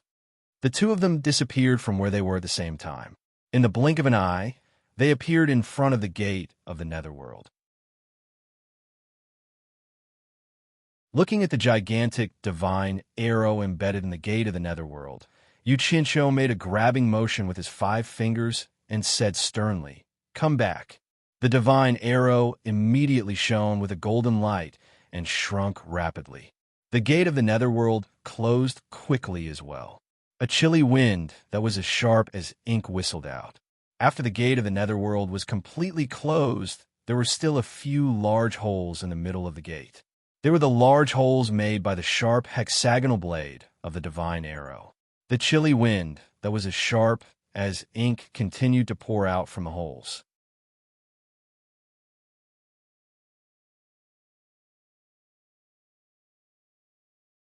Chapter 1176. Yu Qianqiu's long green robe fluttered in the fierce, chilly wind, but he was indifferent to it. His eyes fell on the reliefs on the dark gate. The faces of the old man, the child, the man, and the woman were all different. Their expressions were vivid and lifelike, as if they were telling him something. Wong! A rainbow-colored light blossomed in this underground world filled with cold wind. The true samadhi fire enveloped Yu Qianqiu's entire body. The wind didn't scatter it, as if it was solid.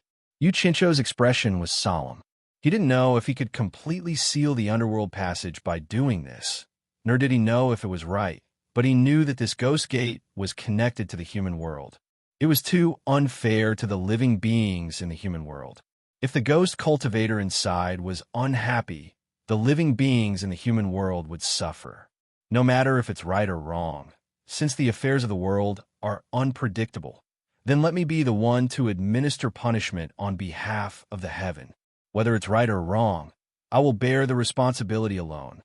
A loud voice that sounded like he had become a Buddha suddenly resounded in the underground space.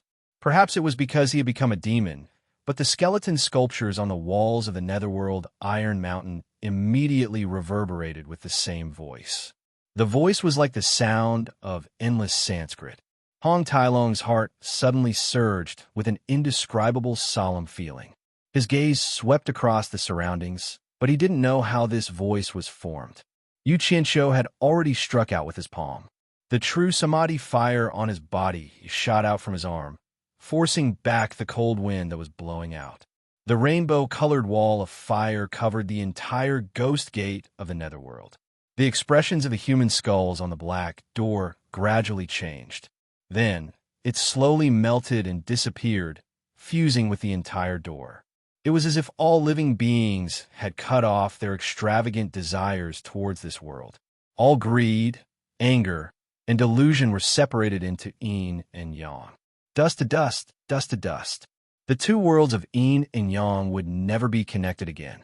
The few cracks on the dark door were also gradually melted by the melted black molten iron. The gap between the door and the door frame was also completely closed.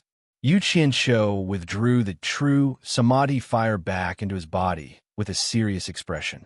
The mournful, sinister winds completely died down, and the echoes of the Buddhist chants also disappeared.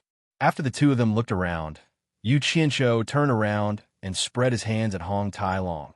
Didn't you say that after the samadhi true fire sealed the underworld gate, the underworld passage would completely disappear? How come I don't feel anything? Could it be that it completely disappeared just like that? I've only heard of this legend.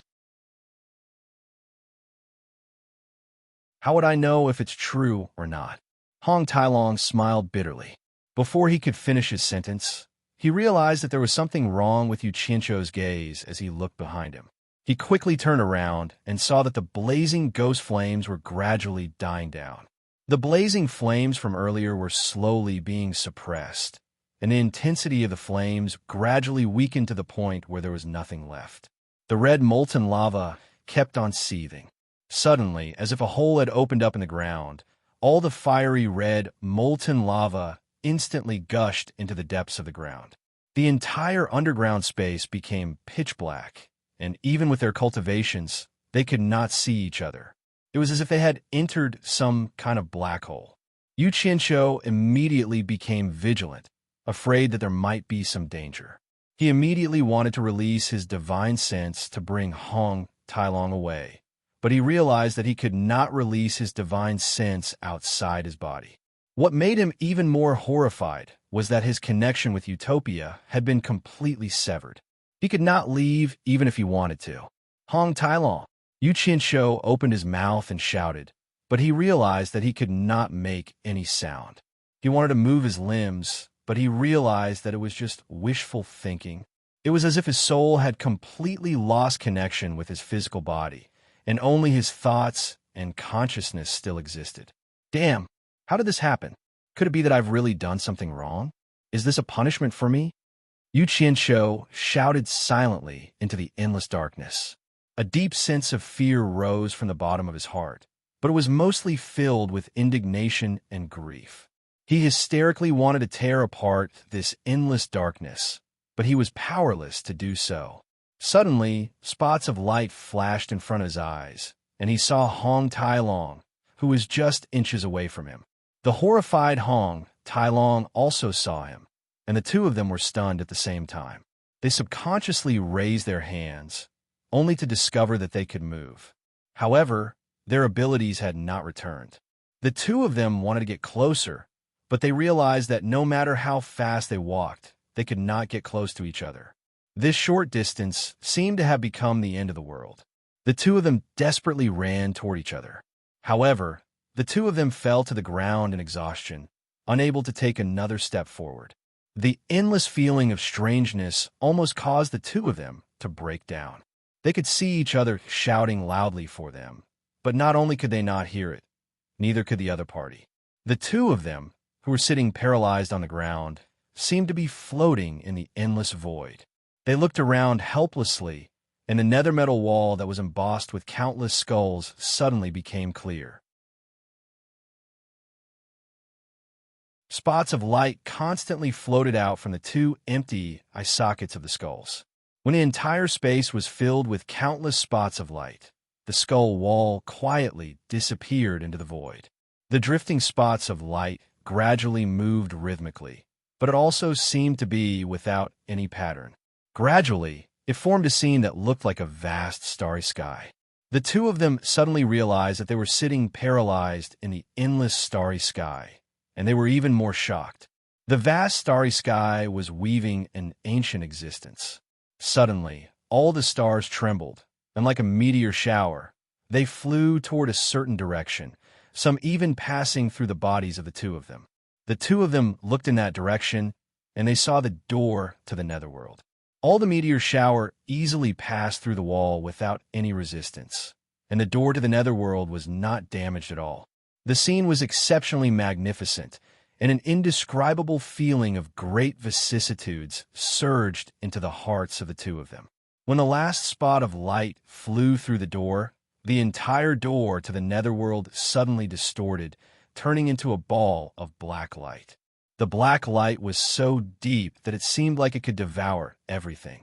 The more it spun, the bigger it became. Suddenly, it condensed into a point and disappeared. The two of them immediately felt the world tremble, as if they had woken up from a nightmare. The two of them stood together, looking at each other.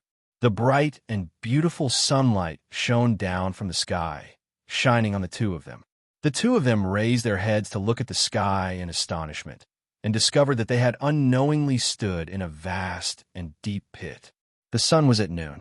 Looking around, the door to the netherworld had disappeared, and the netherworld iron walls that were carved with countless skulls had also disappeared. The netherworld ghost flames, the surging magma, and even the netherworld hole formed by the netherworld iron had disappeared. It was as if the two of them had been transferred to a strange pit in an instant. A small insect that came out of nowhere fluttered its wings and flew between the two of them.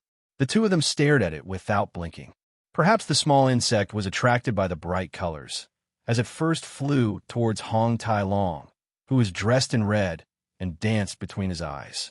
Hong Tai Long's eyes that were staring at it immediately turned into a cross-eyed look. The small insect circled around for a while before losing interest in Hong Tai Long. It seemed to be more interested in Yu Qianqiu and directly landed on Yu Qianqiu's face. Yu Qianqiu's eyes turned, and he subconsciously gave a slap. It was a clear and resounding slap, causing his own face to feel pain. Hong Tai Long stared at him in astonishment, while Yu Qianqiu's expression twitched. He raised his hand to take a look and saw that the small insect had been slapped into pieces. The two of them looked at each other again, and Hong Tai Long weakly shouted, "Yu Qianqiu." Yu Qianqiu was startled and immediately shouted, "Hong Tai Long." The two of them heard each other shout and looked at where they were standing. They were still in the same position as before the anomaly happened.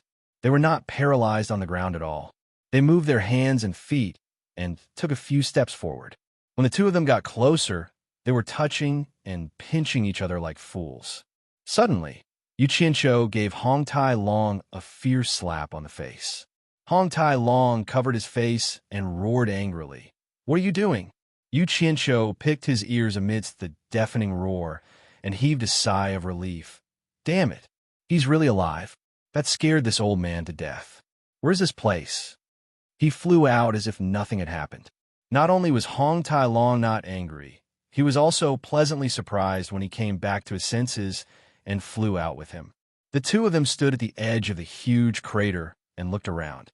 Hong Tai Long was not too familiar with this place, but Yu Qianqiu could recognize it. They were still within the desolate demonic ghost region, and the original territory of Ill Wind Valley had been completely dug away. He had no idea where it had been dug to. "Where is this?"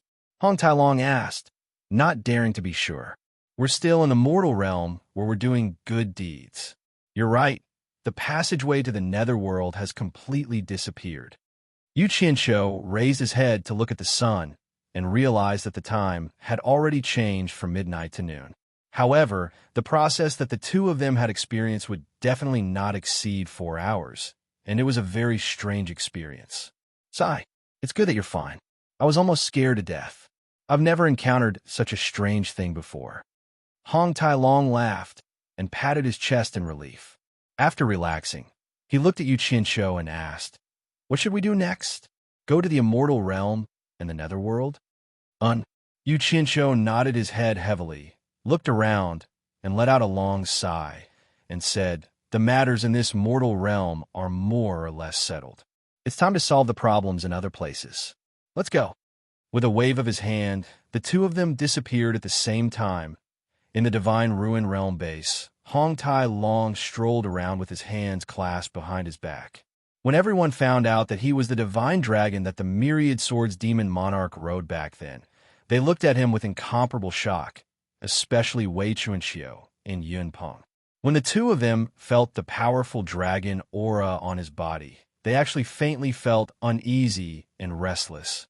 However, when Hong Tai Long saw the pheasant standing on Wu Lishua's shoulder, he couldn't help but cry out in surprise, "Phoenix!" "So it's a dragon. Who are you? Why are you so noisy? I don't know you." The pheasant opened its eyes and choked him, then continued to stand on Wu Lishua's shoulder and closed its eyes to rest. Hong Tai Long was speechless. Originally, he felt that he was quite high and mighty, but he didn't expect that there would even be a phoenix of the same level as him here. His sense of superiority was immediately dampened, and he immediately became more well-behaved, no longer showing off that he was a divine dragon. After Yu Qianqiu gathered the various leaders to inquire about the recent progress, he dragged Hong Tai Long to the great snowy mountain in the netherworld.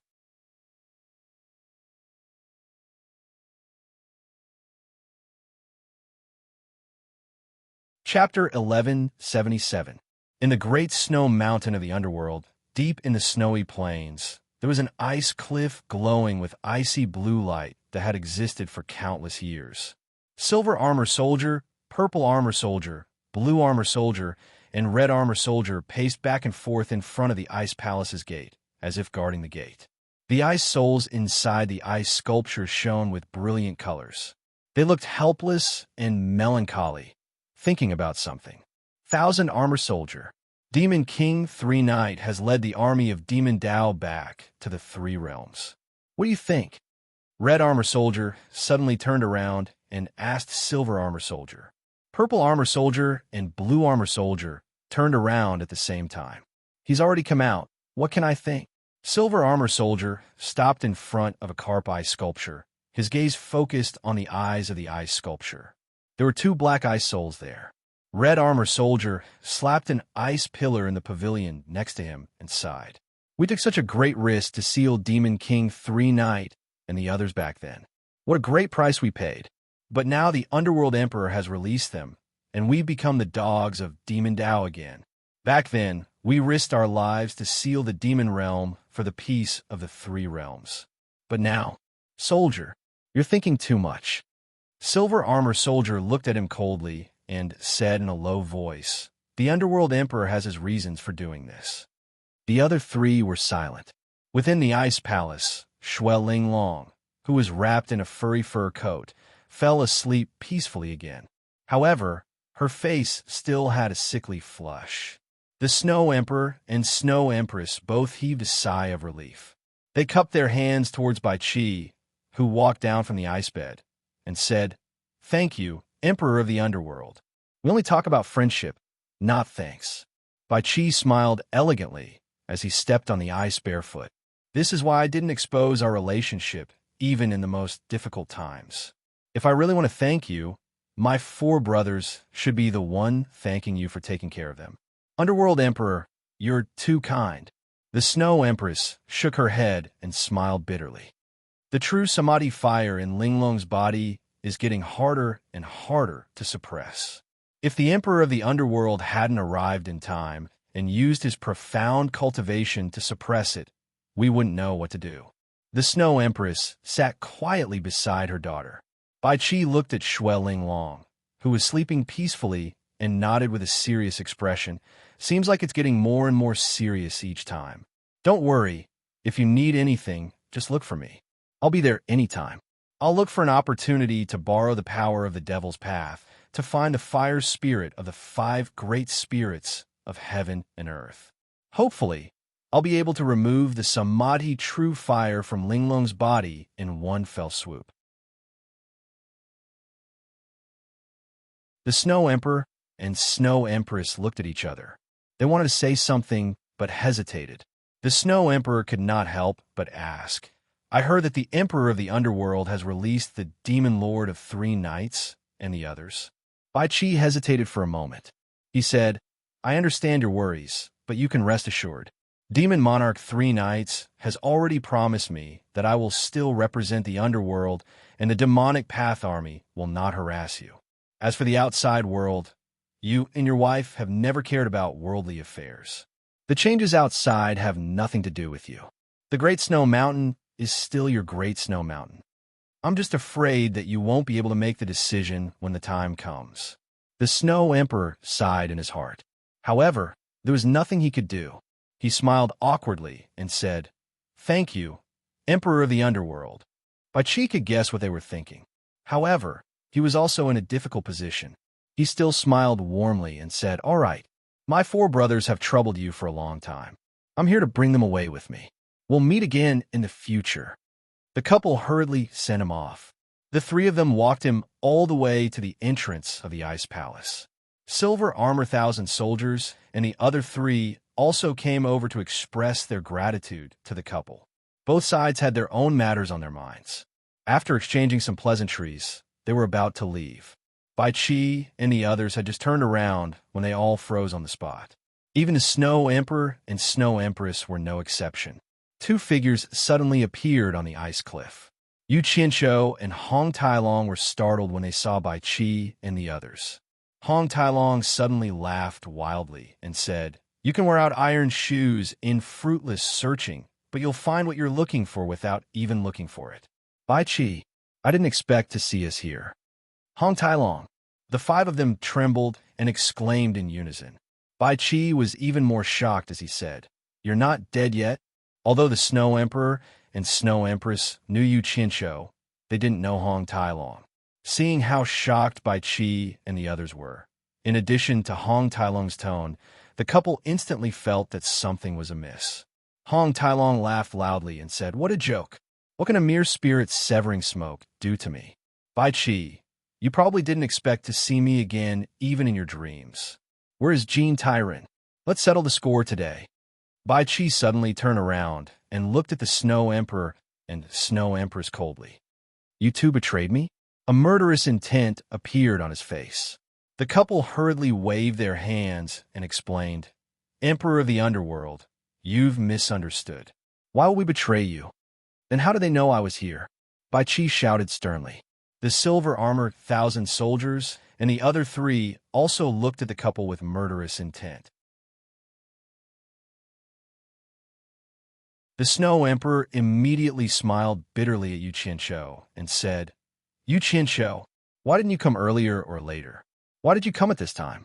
My husband and I can't even explain ourselves.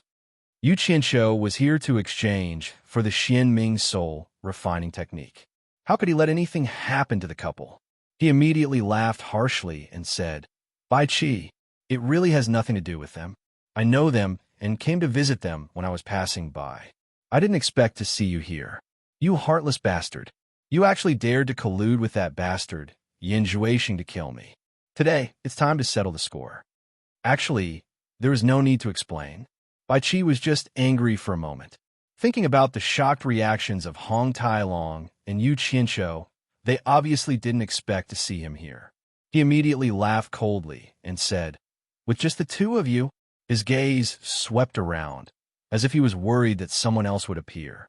The silver-armored soldier brandished his halberd, the purple-armored soldier brandished his scythe, the blue-armored soldier brandished his blue bow and arrow, and the red-armored soldier loosened his grip on the red-armored soldier's red chain. The 4 of them immediately stood in a straight line on either side of the battlefield. The Snow Empress and her husband smiled bitterly. It was obvious that the red old man wasn't someone to be trifled with. If the two groups fought, the Ice Palace would probably be destroyed. The Snow Empress gave a look to the Snow Empress, and the Snow Empress left hurriedly. It was more important to protect her unconscious daughter. With this, Yu Qianqiu took out the golden heaven and earth splitting arrow and stabbed it into the icy ground in front of him. Everyone's eyes turned cold at the same time. A cold smile gradually appeared on the corner of Bai Qi's mouth, and he said, "The heaven and earth splitting arrow is in your hands. It seems like the Myriad Swords Demon Lord is really dead. You scared me." It would have been fine if Bai Qi didn't mention the Myriad Swords Demon Lord. The moment Bai Qi mentioned the Myriad Swords Demon Lord, Hong Tailong immediately let out a wild roar and charged over. Bai Qi turned into a stream of light and shot into the sky, and Hong Tailong chased after him. The sky rumbled, and a white figure and a red figure entangled with each other. The two of them directly engaged in a fierce battle. The heaven and earth splitting arrow on the icy cliff instantly exploded into tens of thousands of divine arrows, and they shot toward the four netherworld generals like a torrential rain.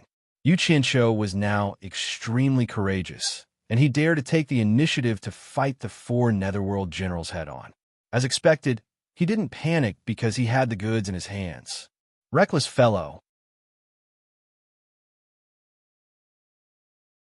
The Silver Armor Army's cold laughter was still reverberating, but the four of them had already teleported and disappeared from their original spots. The attacks of the tens of thousands of divine swords immediately missed. It was unknown when the Silver Armor Army, the Red Armor Army, and the Purple Armor Army had appeared behind Yu Qianqiu, and they surrounded him. All of them had cold smiles on their faces, and the shadow of the halberd filled the sky.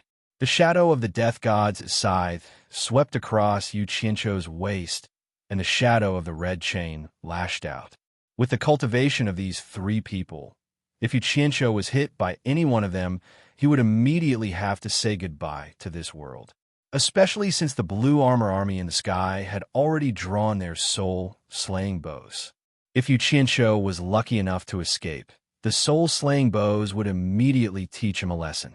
Asterisk boom, asterisk the tens of thousands of divine swords all shot into the enormous icy mountain. The icy mountain shook, and countless cracks appeared on it. The Snow Empress directly dove into the ice on the ground to hide. At almost the same time that the four of them disappeared, Yu Qianqiu let out a furious roar, and his entire body exploded with a ferocious seven-colored flame. In an instant, it covered a radius of 1,000 meters. A ray of seven-colored light that illuminated the heaven and earth was like a resplendent pearl, blooming with gorgeous colors in the vast snowy mountain. Bai Qi, who was fighting fiercely with Hong Tailong, was already quite shocked. He actually discovered that Hong Tailong's cultivation was far stronger than before.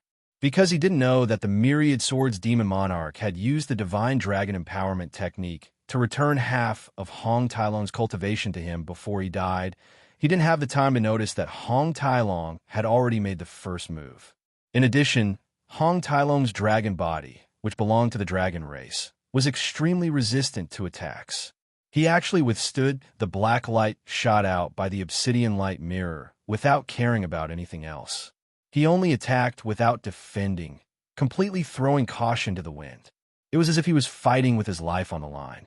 Bai Qi really couldn't endure his opponent's ferocious attacks. Just when Bai Qi was preparing to endure a little longer and wait for the Silver Armor Army and the other three to kill Yu Qianqiu, they would come over to help relieve the pressure on Bai Qi. Suddenly, he caught a glimpse of the huge, seven-colored flame blossoming below and immediately cried out in surprise, "True Samadhi fire!" Taking advantage of Bai Qi's daze, Hong Tailong seized the opportunity to launch a sneak attack. He opened his mouth, and two rays of golden light shot out. Two dragon binding chains, one bound Bai Qi's legs, and the other bound his upper body. In the blink of an eye, Bai Qi was tied up tightly. No matter how hard Bai Qi struggled, he couldn't escape. Bai Qi was instantly scared out of his wits. Hong Tailong angrily shouted, "Violent Dragon Fist!" Countless monstrous fist shadows gathered at one point and violently smashed onto Bai Chi's body. Bai Chi couldn't even let out a scream as he violently vomited blood. Boom! A huge deep pit was formed on the vast snowy ground. Hong Tailong rushed into the deep pit on the ground and didn't stop there. True, Samadhi fire. The Silver Armor Army and the other three cried out in surprise before Bai Chi. They were caught off guard and were engulfed by the exploding seven-colored flame. The Blue Armor Heavenly Soldier had his bow drawn in the air, and since he was standing a little further away, he was able to dodge the attack with instantaneous movement. However, the Silver Armor Army and the other two who attacked Bai Chi were unlucky. They repeatedly teleported to avoid the flames that were chasing after them. After much difficulty, they finally escaped the flames that were chasing after them. However, they discovered that the weapons they attacked were stained with true Samadhi fire. This true fire could refine anything. Once it was stained, it would be a huge problem. They couldn't extinguish it no matter how hard they tried. They immediately threw away their weapons without hesitation, and the three treasures became useless on the spot.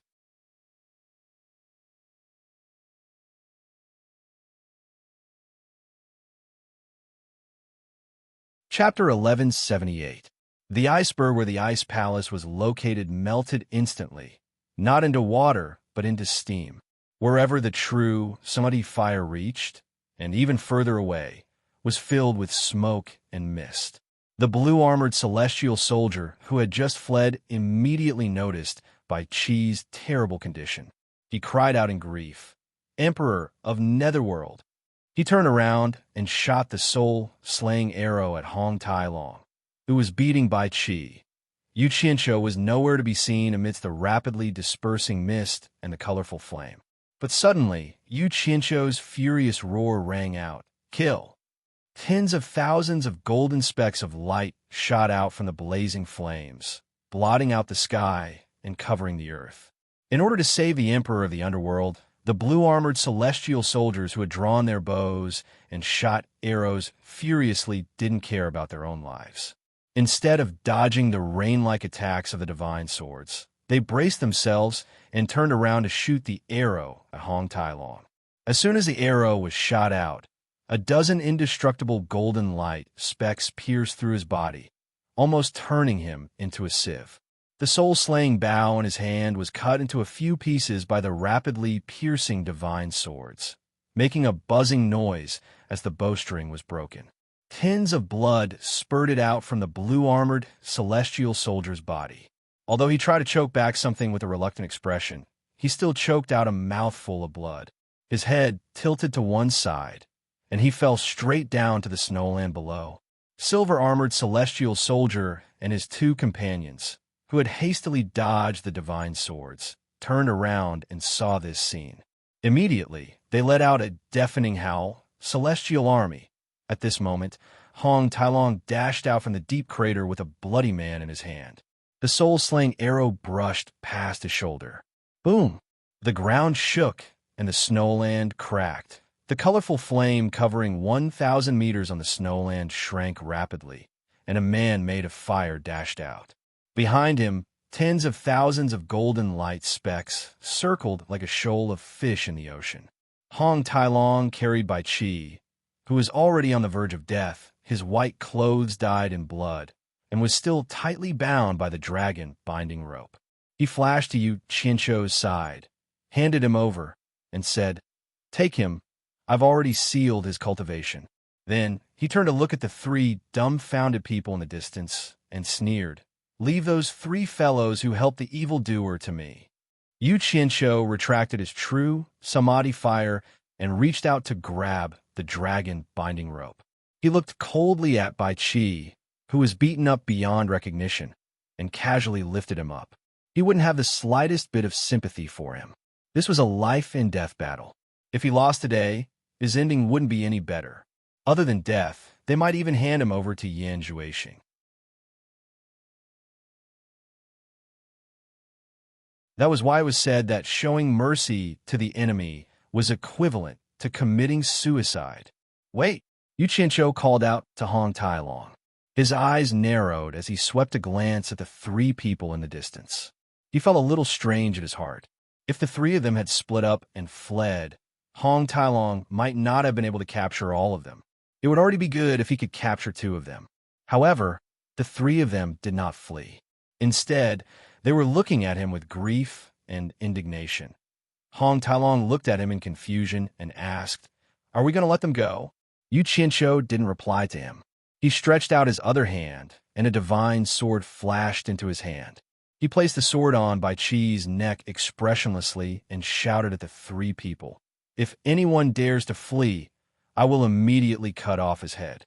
If you don't want him to die, then obediently surrender. I can consider letting you guys live." "No," Hong Tailong roared angrily. "I can let them go, but he must die." He pointed his finger at Bai Qi. From the looks of it, he still held a grudge against Yi Tiankong. "Why don't I hand him over to you, and you can do whatever you want to do. After you're done, you can go back to your hometown, and I'll go do my own thing. From now on, we won't have anything to do with each other." Yu Qianqiu looked at him and sneered. Hong Tailong clenched his fists tightly and angrily turned his head away. "Yu Qianqiu, you have to keep your word." The silver-armored army of 1,000 soldiers' sorrowful voice came from afar. "I, Yu Qianqiu, am famous for being a man of my word. What I say is already set in stone. Have you ever heard of me, Yu Qianqiu, going back on my word?" Yu Qianqiu grabbed Bai Qi and placed the sword on his neck. He shouted back, "As long as you guys answer my questions honestly and promise to serve me from now on, I can let you guys go." The silver-armored army of 1,000 soldiers and the other two looked at each other with a bitter smile, then nodded in unison and slowly flew over. Yu Qianqiu tilted his head and said, "Hong Tailong, go seal their cultivation bases." Seeing the three flying over, Bai Qi's eyes, which had already lost focus, once again lit up. His chest, which had almost been smashed, suddenly heaved up and down, and a large mouthful of blocked blood spurted out of his mouth. Staring at the three flying over with bloodshot eyes, he desperately roared in pain, "Run! Run! Don't worry about me. Don't believe his nonsense. Hurry up and go. I beg you guys." Yu Qianqiu didn't stop Bai Qi from shouting. He pretended to be merciful to the three people. The three people looked at Bai Qi's pitiful appearance. Who could have imagined that the Emperor of the Underworld, who was so graceful in the Underworld Royal Palace, would end up like this? The three men, who were made of iron, instantly burst into tears. They stubbornly shook their heads and refused. It was the first time in their lives that they refused the Emperor of the Underworld's command. They didn't expect it to be under such circumstances. The three people didn't leave. Instead, they sped up and flew over. Bai Qi's face instantly swelled, and tears of blood came out of his eyes. He screamed in pain, "Don't come over! Run!" His voice was so miserable that it was like a ghost being thrown into a pot of boiling oil. Originally, Hong Tailong hated Bai Qi to the bone. However, when he saw that Bai Qi was willing to give up his only hope of survival for the sake of his subordinates, he could not help but be moved. He cast a deep look at Bai Qi, who was crying tears of blood, and teleported to the front of Silver Armor Army and the other two without any hesitation. With a lightning-fast move, he quickly sealed their cultivations and brought them over. Seeing that the situation was under control, Yu Qianqiu waved his hand and put away the 10,000 swords as one. He carried Bai Qi, who was badly mutilated, and landed on the ice field and threw him to the ground. Hong Tailong also threw the three people to the ground. The three people climbed up and wanted to help Bai Qi, who was still being helped. However, their cultivation was sealed, and they couldn't help Bai Qi, who was weighed down by the dragon binding rope. They fell down one by one, climbed up one by one, and fell down one by one. At this moment, the ice mountain that the ice palace was built on had melted. The Snow Emperor and Snow Empress, who had hidden far away, also came back. The Snow Empress was still carrying her unconscious daughter. The two of them were also frightened by the fierce battle, but Yu Qianqiu's true Samadhi fire attracted them. Once the battle ended, they immediately rushed back. They saw hope to save their daughter, because Yu Qianqiu had promised them. "Let him go. We have already stretched out our necks to be killed. You have already sealed his cultivation. Why don't you let him go?" The Silver Armor Army roared at Hong Tai Long. "Even if you want to kill him, there is no need to treat him like this. He was once the supreme emperor of the Netherworld, and he has his own dignity. At least when the Myriad Swords Demon Lord died, no one humiliated him." The three people were really powerless to help Bai Qi up. Without their cultivation, the ice under their feet was slippery. There was no expression on Hong Tai Long's face. For some unknown reason, he actually opened his mouth and swallowed the dragon binding rope that was binding Bai Qi back into his stomach. Without the weight of the dragon binding rope, Bai Qi choked out another mouthful of blood when the three people helped him up. He looked at the three people and shook his head with boundless grief and indignation. "Why are you all so stupid? We have no value to him now. Do you all really think that he will let us go? We know that there is no way out." The Purple Armor Army suddenly laughed bitterly and said, "But we are already used to going through life and death with you. We have been like this for so many years. Moreover, all of our lives were saved by you. You have never let us down, and you have always treated us well. How can we bear to leave you behind?" Bai Qi closed his eyes, and tears of blood flowed out from his eyes. Suddenly, he opened his eyes angrily and tilted his head to look at Yu Qianqiu. He gritted his teeth and said, "Yu Qianqiu, we'll make you let them go." Yu Qianqiu looked at him coldly and didn't answer his question. Instead, he said indifferently, "Actually, before you attacked me that time, I didn't have any ill will towards you. I just don't understand. Could it be that just because Mu Yuanzi injured you, you're going to open the demon world and let all the beings of the three realms die with you?" Bai Qi's struggling body softened, and he lay in the arms of the Silver Armor Army of 1,000 soldiers. He laughed wildly and said, "Why? I also want to know why. I once led my subordinates to risk their lives for the sake of all living beings in the three realms. I risked my life to seal the demon realm with King Jin Tai. For the sake of all living beings in the three realms, I've always suppressed Kim Tae and prevented him from acting recklessly. For so many years, I've always warned Kim Tae that if he dared to disturb the balance of the three realms, I would lead the heroes of the Netherworld to beat him up. Otherwise, do you think that inhumane fellow would really treat everyone in the world as humans? Let me ask you, who has ever heard of the three realms not being in chaos for 100,000 years? But why?" Bai Qi retorted angrily. "Why do I have to bear the retribution from Master Jin's evil deed of killing the entire Wu family? Why did Mu Yuanzi injure me instead of dealing with the main culprit? Why do all the beings in the three realms turn against me when I'm working for the welfare of the three realms? Not a single person, not even a single person stood out to speak for me. Since the entire world is filled with heartless people, if I don't see rivers of heartless people's blood flow, why should I live in sorrow? Why should I die in sorrow? Then let me tell you why. Because there is no why. No matter how good you think you are, it's all because you think you are. Everything is retribution. If you can't figure it out, you can slowly think about it in your next life." Yu Qianqiu said as he took out a divine sword. Hong Tai Long was slightly startled. "Didn't you want to let him go? Why does it look like you want to kill me?" Little did he know that Yu Qianqiu and the Silver Armor Army of 1,000 soldiers were negotiating terms because he didn't want to leave behind any future troubles that might suddenly pop up one day to take revenge.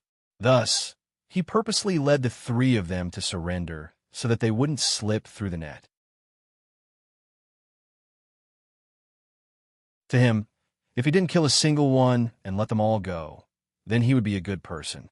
Since he was going to kill them, he would have to eliminate them completely. Moreover, Bai Qi was already a member of the Devil Dao. He had once sworn to the heavens at the 1,000-mile lake that he would exterminate the Devil Dao and sacrifice all living beings in the demon domain.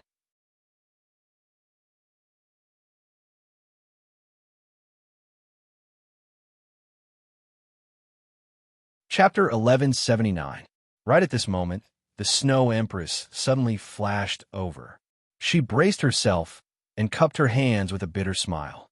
"I know you want the Xianming soul refining technique. If you let go of the Emperor of the Underworld, I am willing to give it to you." The Snow Empress, who was carrying Shueling Long, looked at them worriedly. She was afraid that her husband had angered Yu Qianqiu. After all, Hong Tai Long and Yu Qianqiu were very powerful, especially Yu Qianqiu's Samadhi True Fire, which was the nemesis of the couple's cultivation method. More importantly, she was afraid that angering Yu Qianqiu would mean giving up the chance to cure her daughter. However, they were indebted to Bai Qi. Although she felt uncomfortable holding back some words, she couldn't say them out loud. Yu Qianqiu glanced at the couple, then slowly raised the divine sword in his hand and gently caressed the glowing edge of the sword. "Snow Emperor, we had an agreement. I saved your daughter's life, and you gave me the Xianming Soul refining technique in exchange. Now you want to use it to exchange for Bai Qi's life. You better think carefully. The Xianming Soul refining technique can only exchange for one person's life. Whether it is Bai Qi or your daughter, it's up to you." The Snow Emperor lowered his head solemnly. The Snow Empress looked at her daughter in her arms, then at her husband, her face full of anxiety. Bai Qi struggled for a while, and the three understood and helped him up. Facing the Snow Emperor, Bai Qi was very gratified and nodded. "I appreciate Brother Snow's righteousness. With Brother Snow's words, I can die without regrets. My friendship with Brother Snow was not in vain. However, the four of us are destined to live and die together today. I will not live alone, or it will be worse than death. So, please don't interfere in this matter. This has nothing to do with you and your wife." Emperor of the Underworld. The Snow Emperor wanted to say something, but Bai Qi had already turned to look at Yu Qianqiu, who was ignoring him, and sighed, "I didn't expect this." Yu Qianqiu, who didn't even dare to speak loudly in front of me, was now in control of my life and death. It seems that the Saintess is indeed a prophet. I had already vaguely figured out some of it, but in the end, I still made a mistake. I can't blame others for my fate. You're right. Everything is retribution. Netherworld Saintess? Yu Qianqiu raised his eyebrows and lowered the sword in his hand. He tilted his head and asked, "She told you about me?" A bitter smile appeared on Bai Qi's bloody face, and his eyes became blurry. He recalled the conversation he had with the Underworld Saintess in the small courtyard of the Dark Royal Palace. He closed his eyes slightly and said, "Yu Qianqiu, back then, I wanted to kill you first. Killing me today is my retribution. However, I treated you well back then. Promise me one thing." Yu Qianqiu frowned and said faintly, "Let's hear it first." Now that things had come to this, he wouldn't give in so easily. A warm expression appeared on Bai Qi's face as he said, "Don't let the news of my death spread. That's all I want." Yu Qianqiu was startled.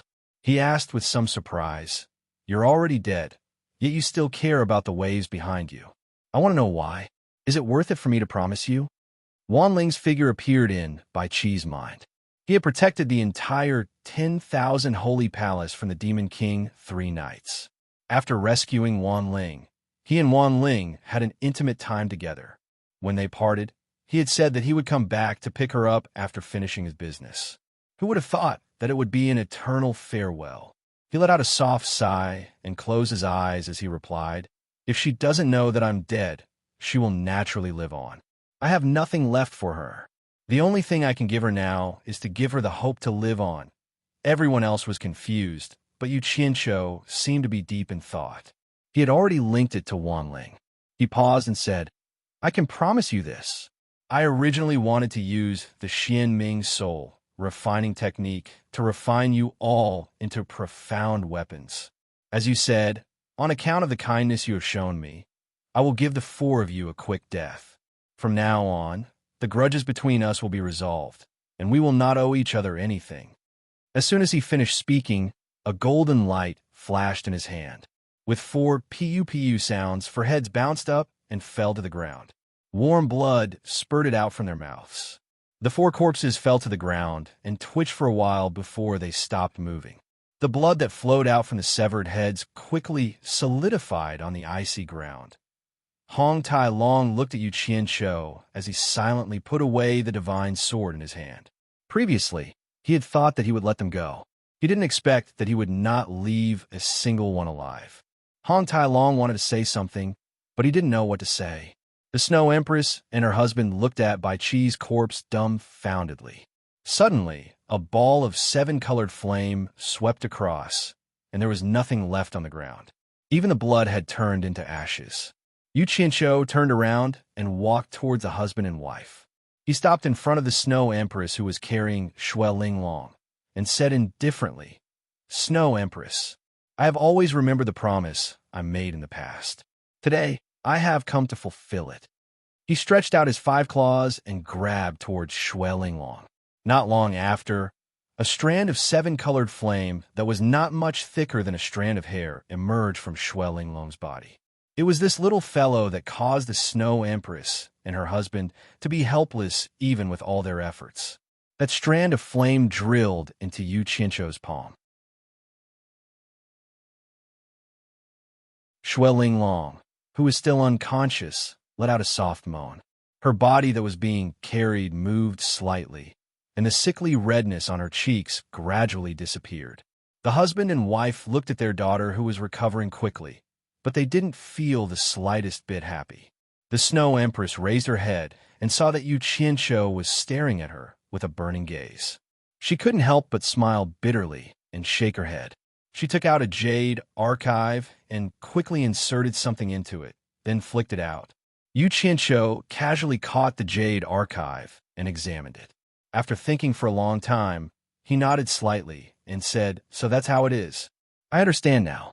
The Jade archive was immediately crushed into pieces.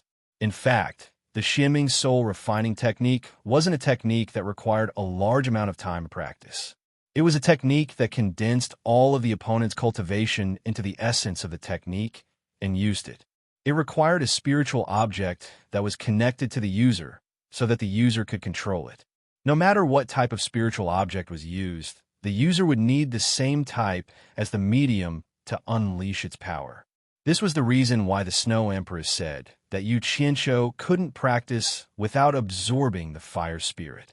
After understanding the secret of the Xianming soul refining technique, Yu Qianqiu was confident that he could use it on the 5 elements of water, fire, metal, wood, and earth. Of course, the prerequisite was that he had to swallow all 5 spirits of heaven and earth. The Snow Empress would never have imagined that Yu Qianqiu had mastered all 5 elements of the technique. This was also the reason why Yu Qianqiu was so interested in the Xianming soul refining technique. As long as he mastered it, he would be able to summon an almost unkillable dark soldier in any terrain in the future. The Snow Empress and her husband didn't have anything to be happy about when their daughter's worries were resolved. They held their daughter and left with flagging interest. Now that the ice palace was destroyed, they suffered a great loss. The ice soul mysterious ice, which was refined by many experts, was destroyed by Yu Qianqiu's Samadhi true fire. But they didn't say anything and left. They wanted to find a suitable place to rebuild the ice palace in the snowy mountain. After today's scene, they saw Yu Qianqiu's ruthlessness. It was hard for them, who had always been aloof from worldly affairs, to accept it. They probably didn't want to have anything to do with Yu Qianqiu anymore. At least in their opinion, Bai Chi was much more affectionate and righteous. Yu Qianqiu stood silently on the ice field and watched the couple leave. He stood for a long time in the howling cold wind. After a long time, he looked up at the dark night sky and sighed. I thought I would become friends with them, but I knew it was impossible when I decided to kill Bai Chi. All these years, in order to do some things, I gained a lot, but I also lost too many precious things. What is the most precious? The human heart is the most precious. The people I was familiar with left me one by one. Some died, some left, and there's no turning back. Maybe when I gain more, I will also lose more. Han Tailong also couldn't accept the fact that he killed Bai Chi and the other 3 people. Although he was the one who shouted the loudest to kill Bai Chi, after hearing Yu Qianqiu's sigh, he seemed to understand his helplessness. After all, which person didn't have a story behind them? Everyone had been honest before, and maybe everyone had a touching story. But this was a life and death cultivation. There was more than one person like Bai Qi in the world, who could carry so many burdens on their shoulders. If they didn't get rid of them quickly, there would only be more and more burdens, and nothing could be done. Just as Hong Tailong was about to say a few words of consolation, he discovered that Yu Qianqiu took a deep breath and became spirited again. He immediately came back to life from his loneliness and disappeared in a flash. His recovery speed was too fast. It was as if he was a completely different person, as if nothing had happened earlier. After Yu Qianqiu searched around the icy plains, he found Bai Qi's treasure, the obsidian underworld light mirror. He tried to control it, but discovered that it was impervious to fire and water. Even his divine sense couldn't penetrate it. It seemed like there was no possibility for him to control it. Hong Tailong flashed to his side and sneered, "Don't try anymore. The obsidian underworld light mirror is the symbol of the netherworld's supreme ruler. Other than meditation cultivators, no one from the outside world is able to control it. There's such a strange thing." Yu Qianqiu flipped it around and looked at it. Then, he put it away with some regret. This thing could communicate with each other through a video call. It was a pity that he couldn't use such a high-grade treasure. Where should we go now? To sweep across the demonic path's army in the netherworld, or to slaughter in the immortal realm? Hong Tailong rubbed his palms together.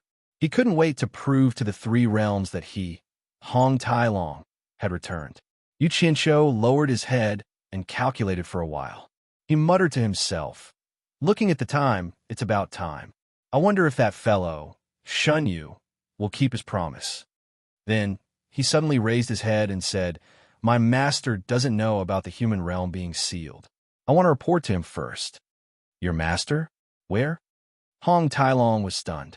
Yu Qianqiu had already waved his hand, and the two of them disappeared from where they stood.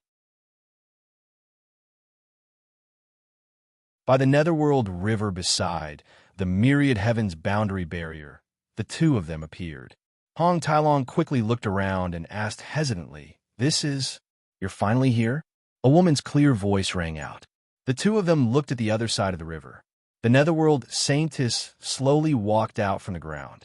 It seemed like she had opened up an underground space for herself. Hong Tailong was a little surprised and wanted to ask, "Is this your master?" Yu Qianqiu was also a little surprised as he asked, "Why are you here?"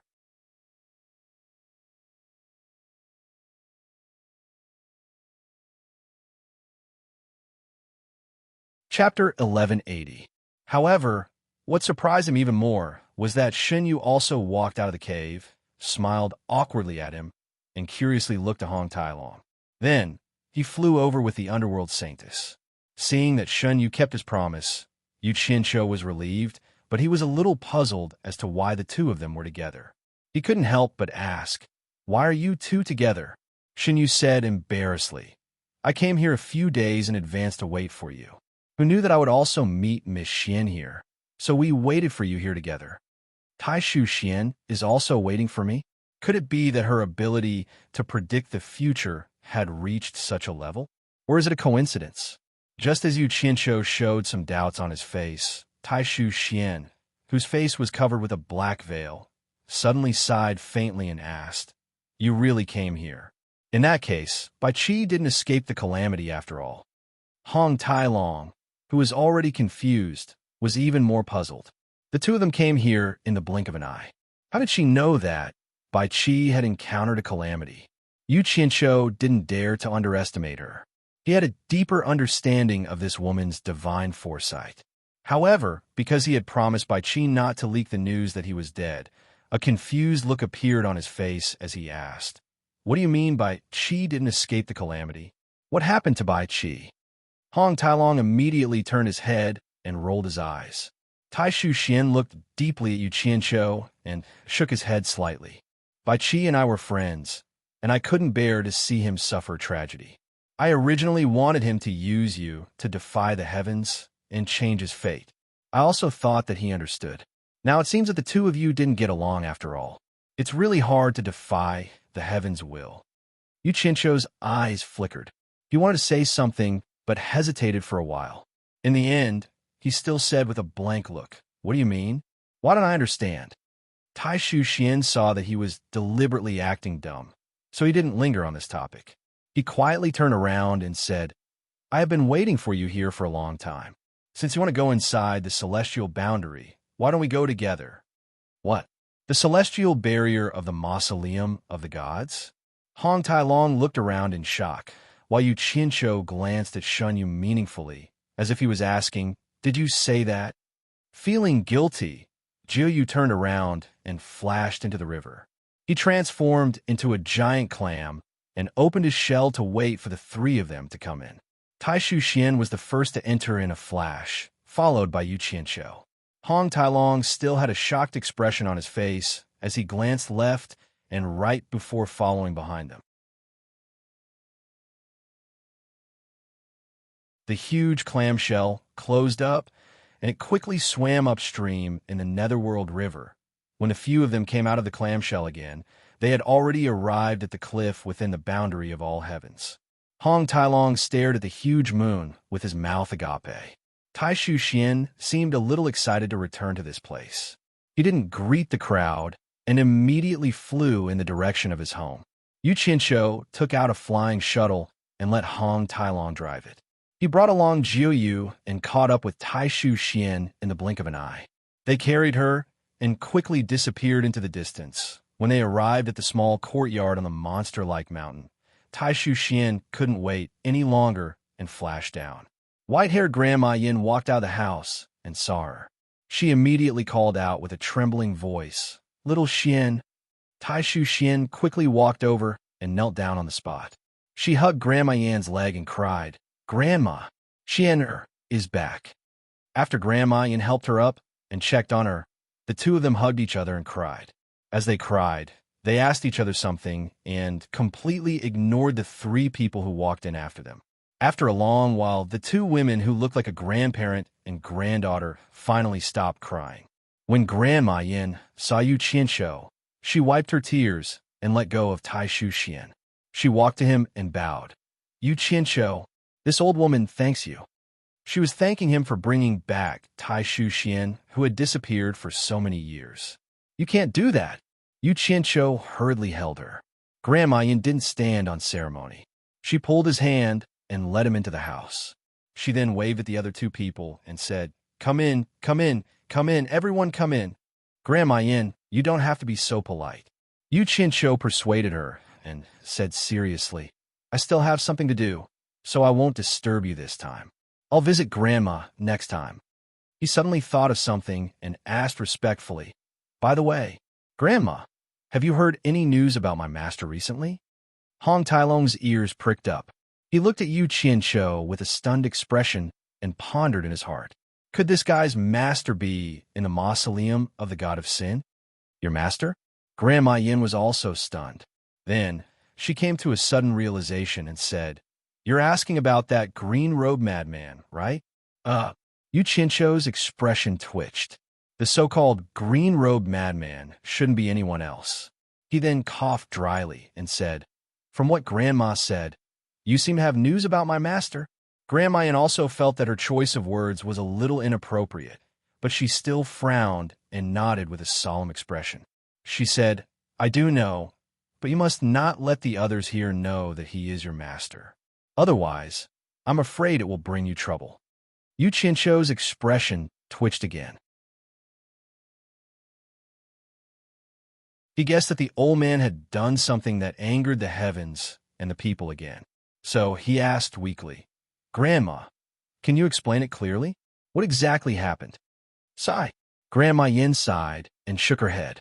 She said, Your master killed old man Meng. That's not all. He provoked the other tomb guards one after another. As a result, many of them were angered by him. So, more than 100 of them joined forces and finally beat him up until he was seriously injured.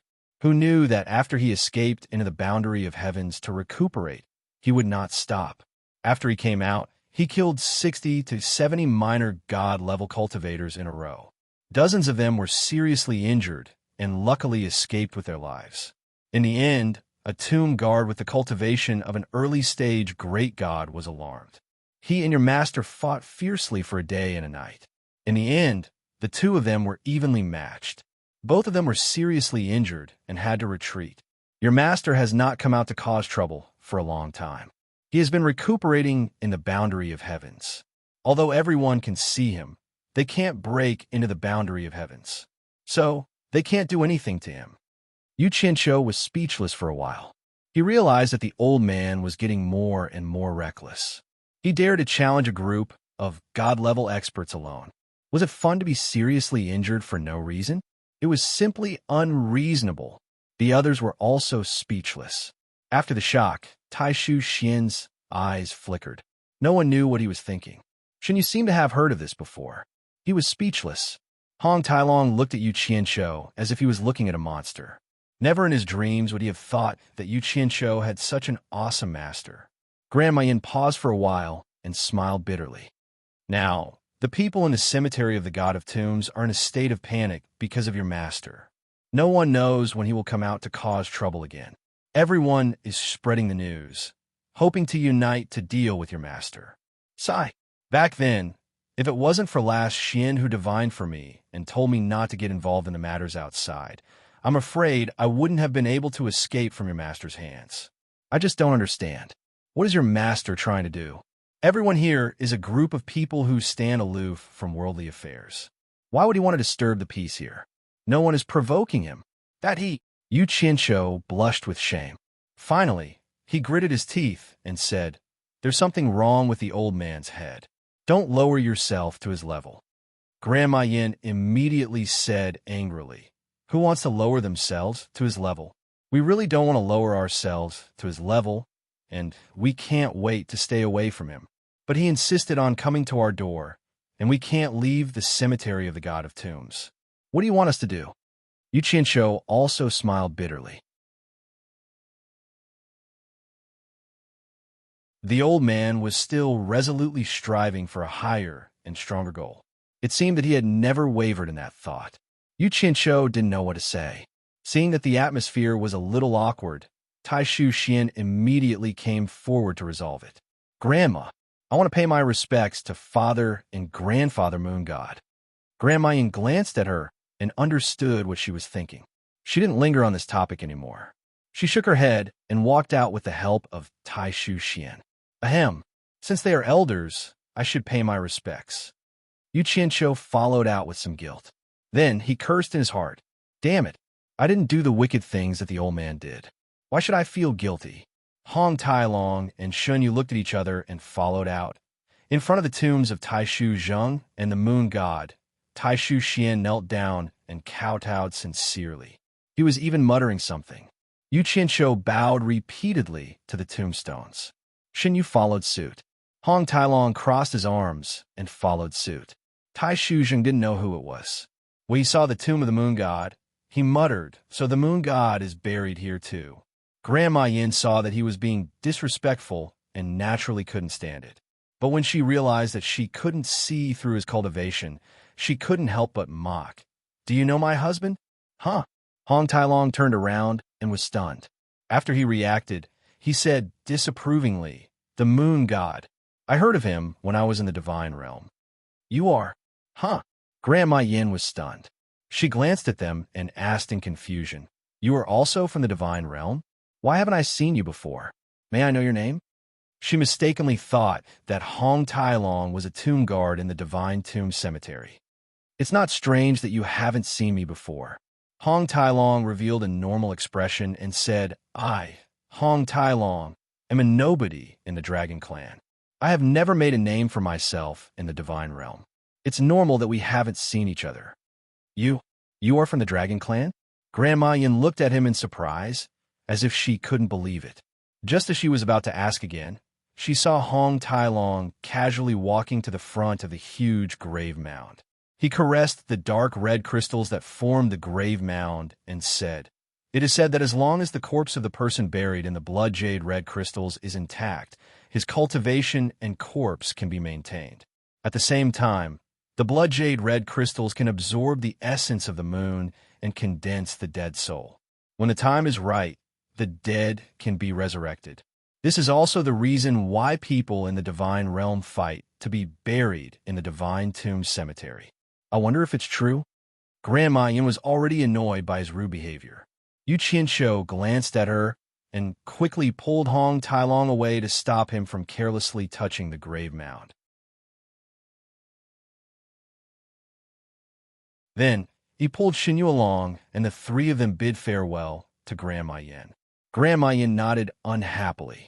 She didn't say any polite words and let the three of them leave. You're tuning in to the Romance Rendezvous YouTube channel. We're so grateful for your support, and don't forget to subscribe to join us on this incredible journey through captivating stories. Your generosity through donations truly makes a world of difference, as it's the primary source of revenue that allows me to expand and enhance this channel for you. Thank you from the bottom of my heart for being a part of this adventure.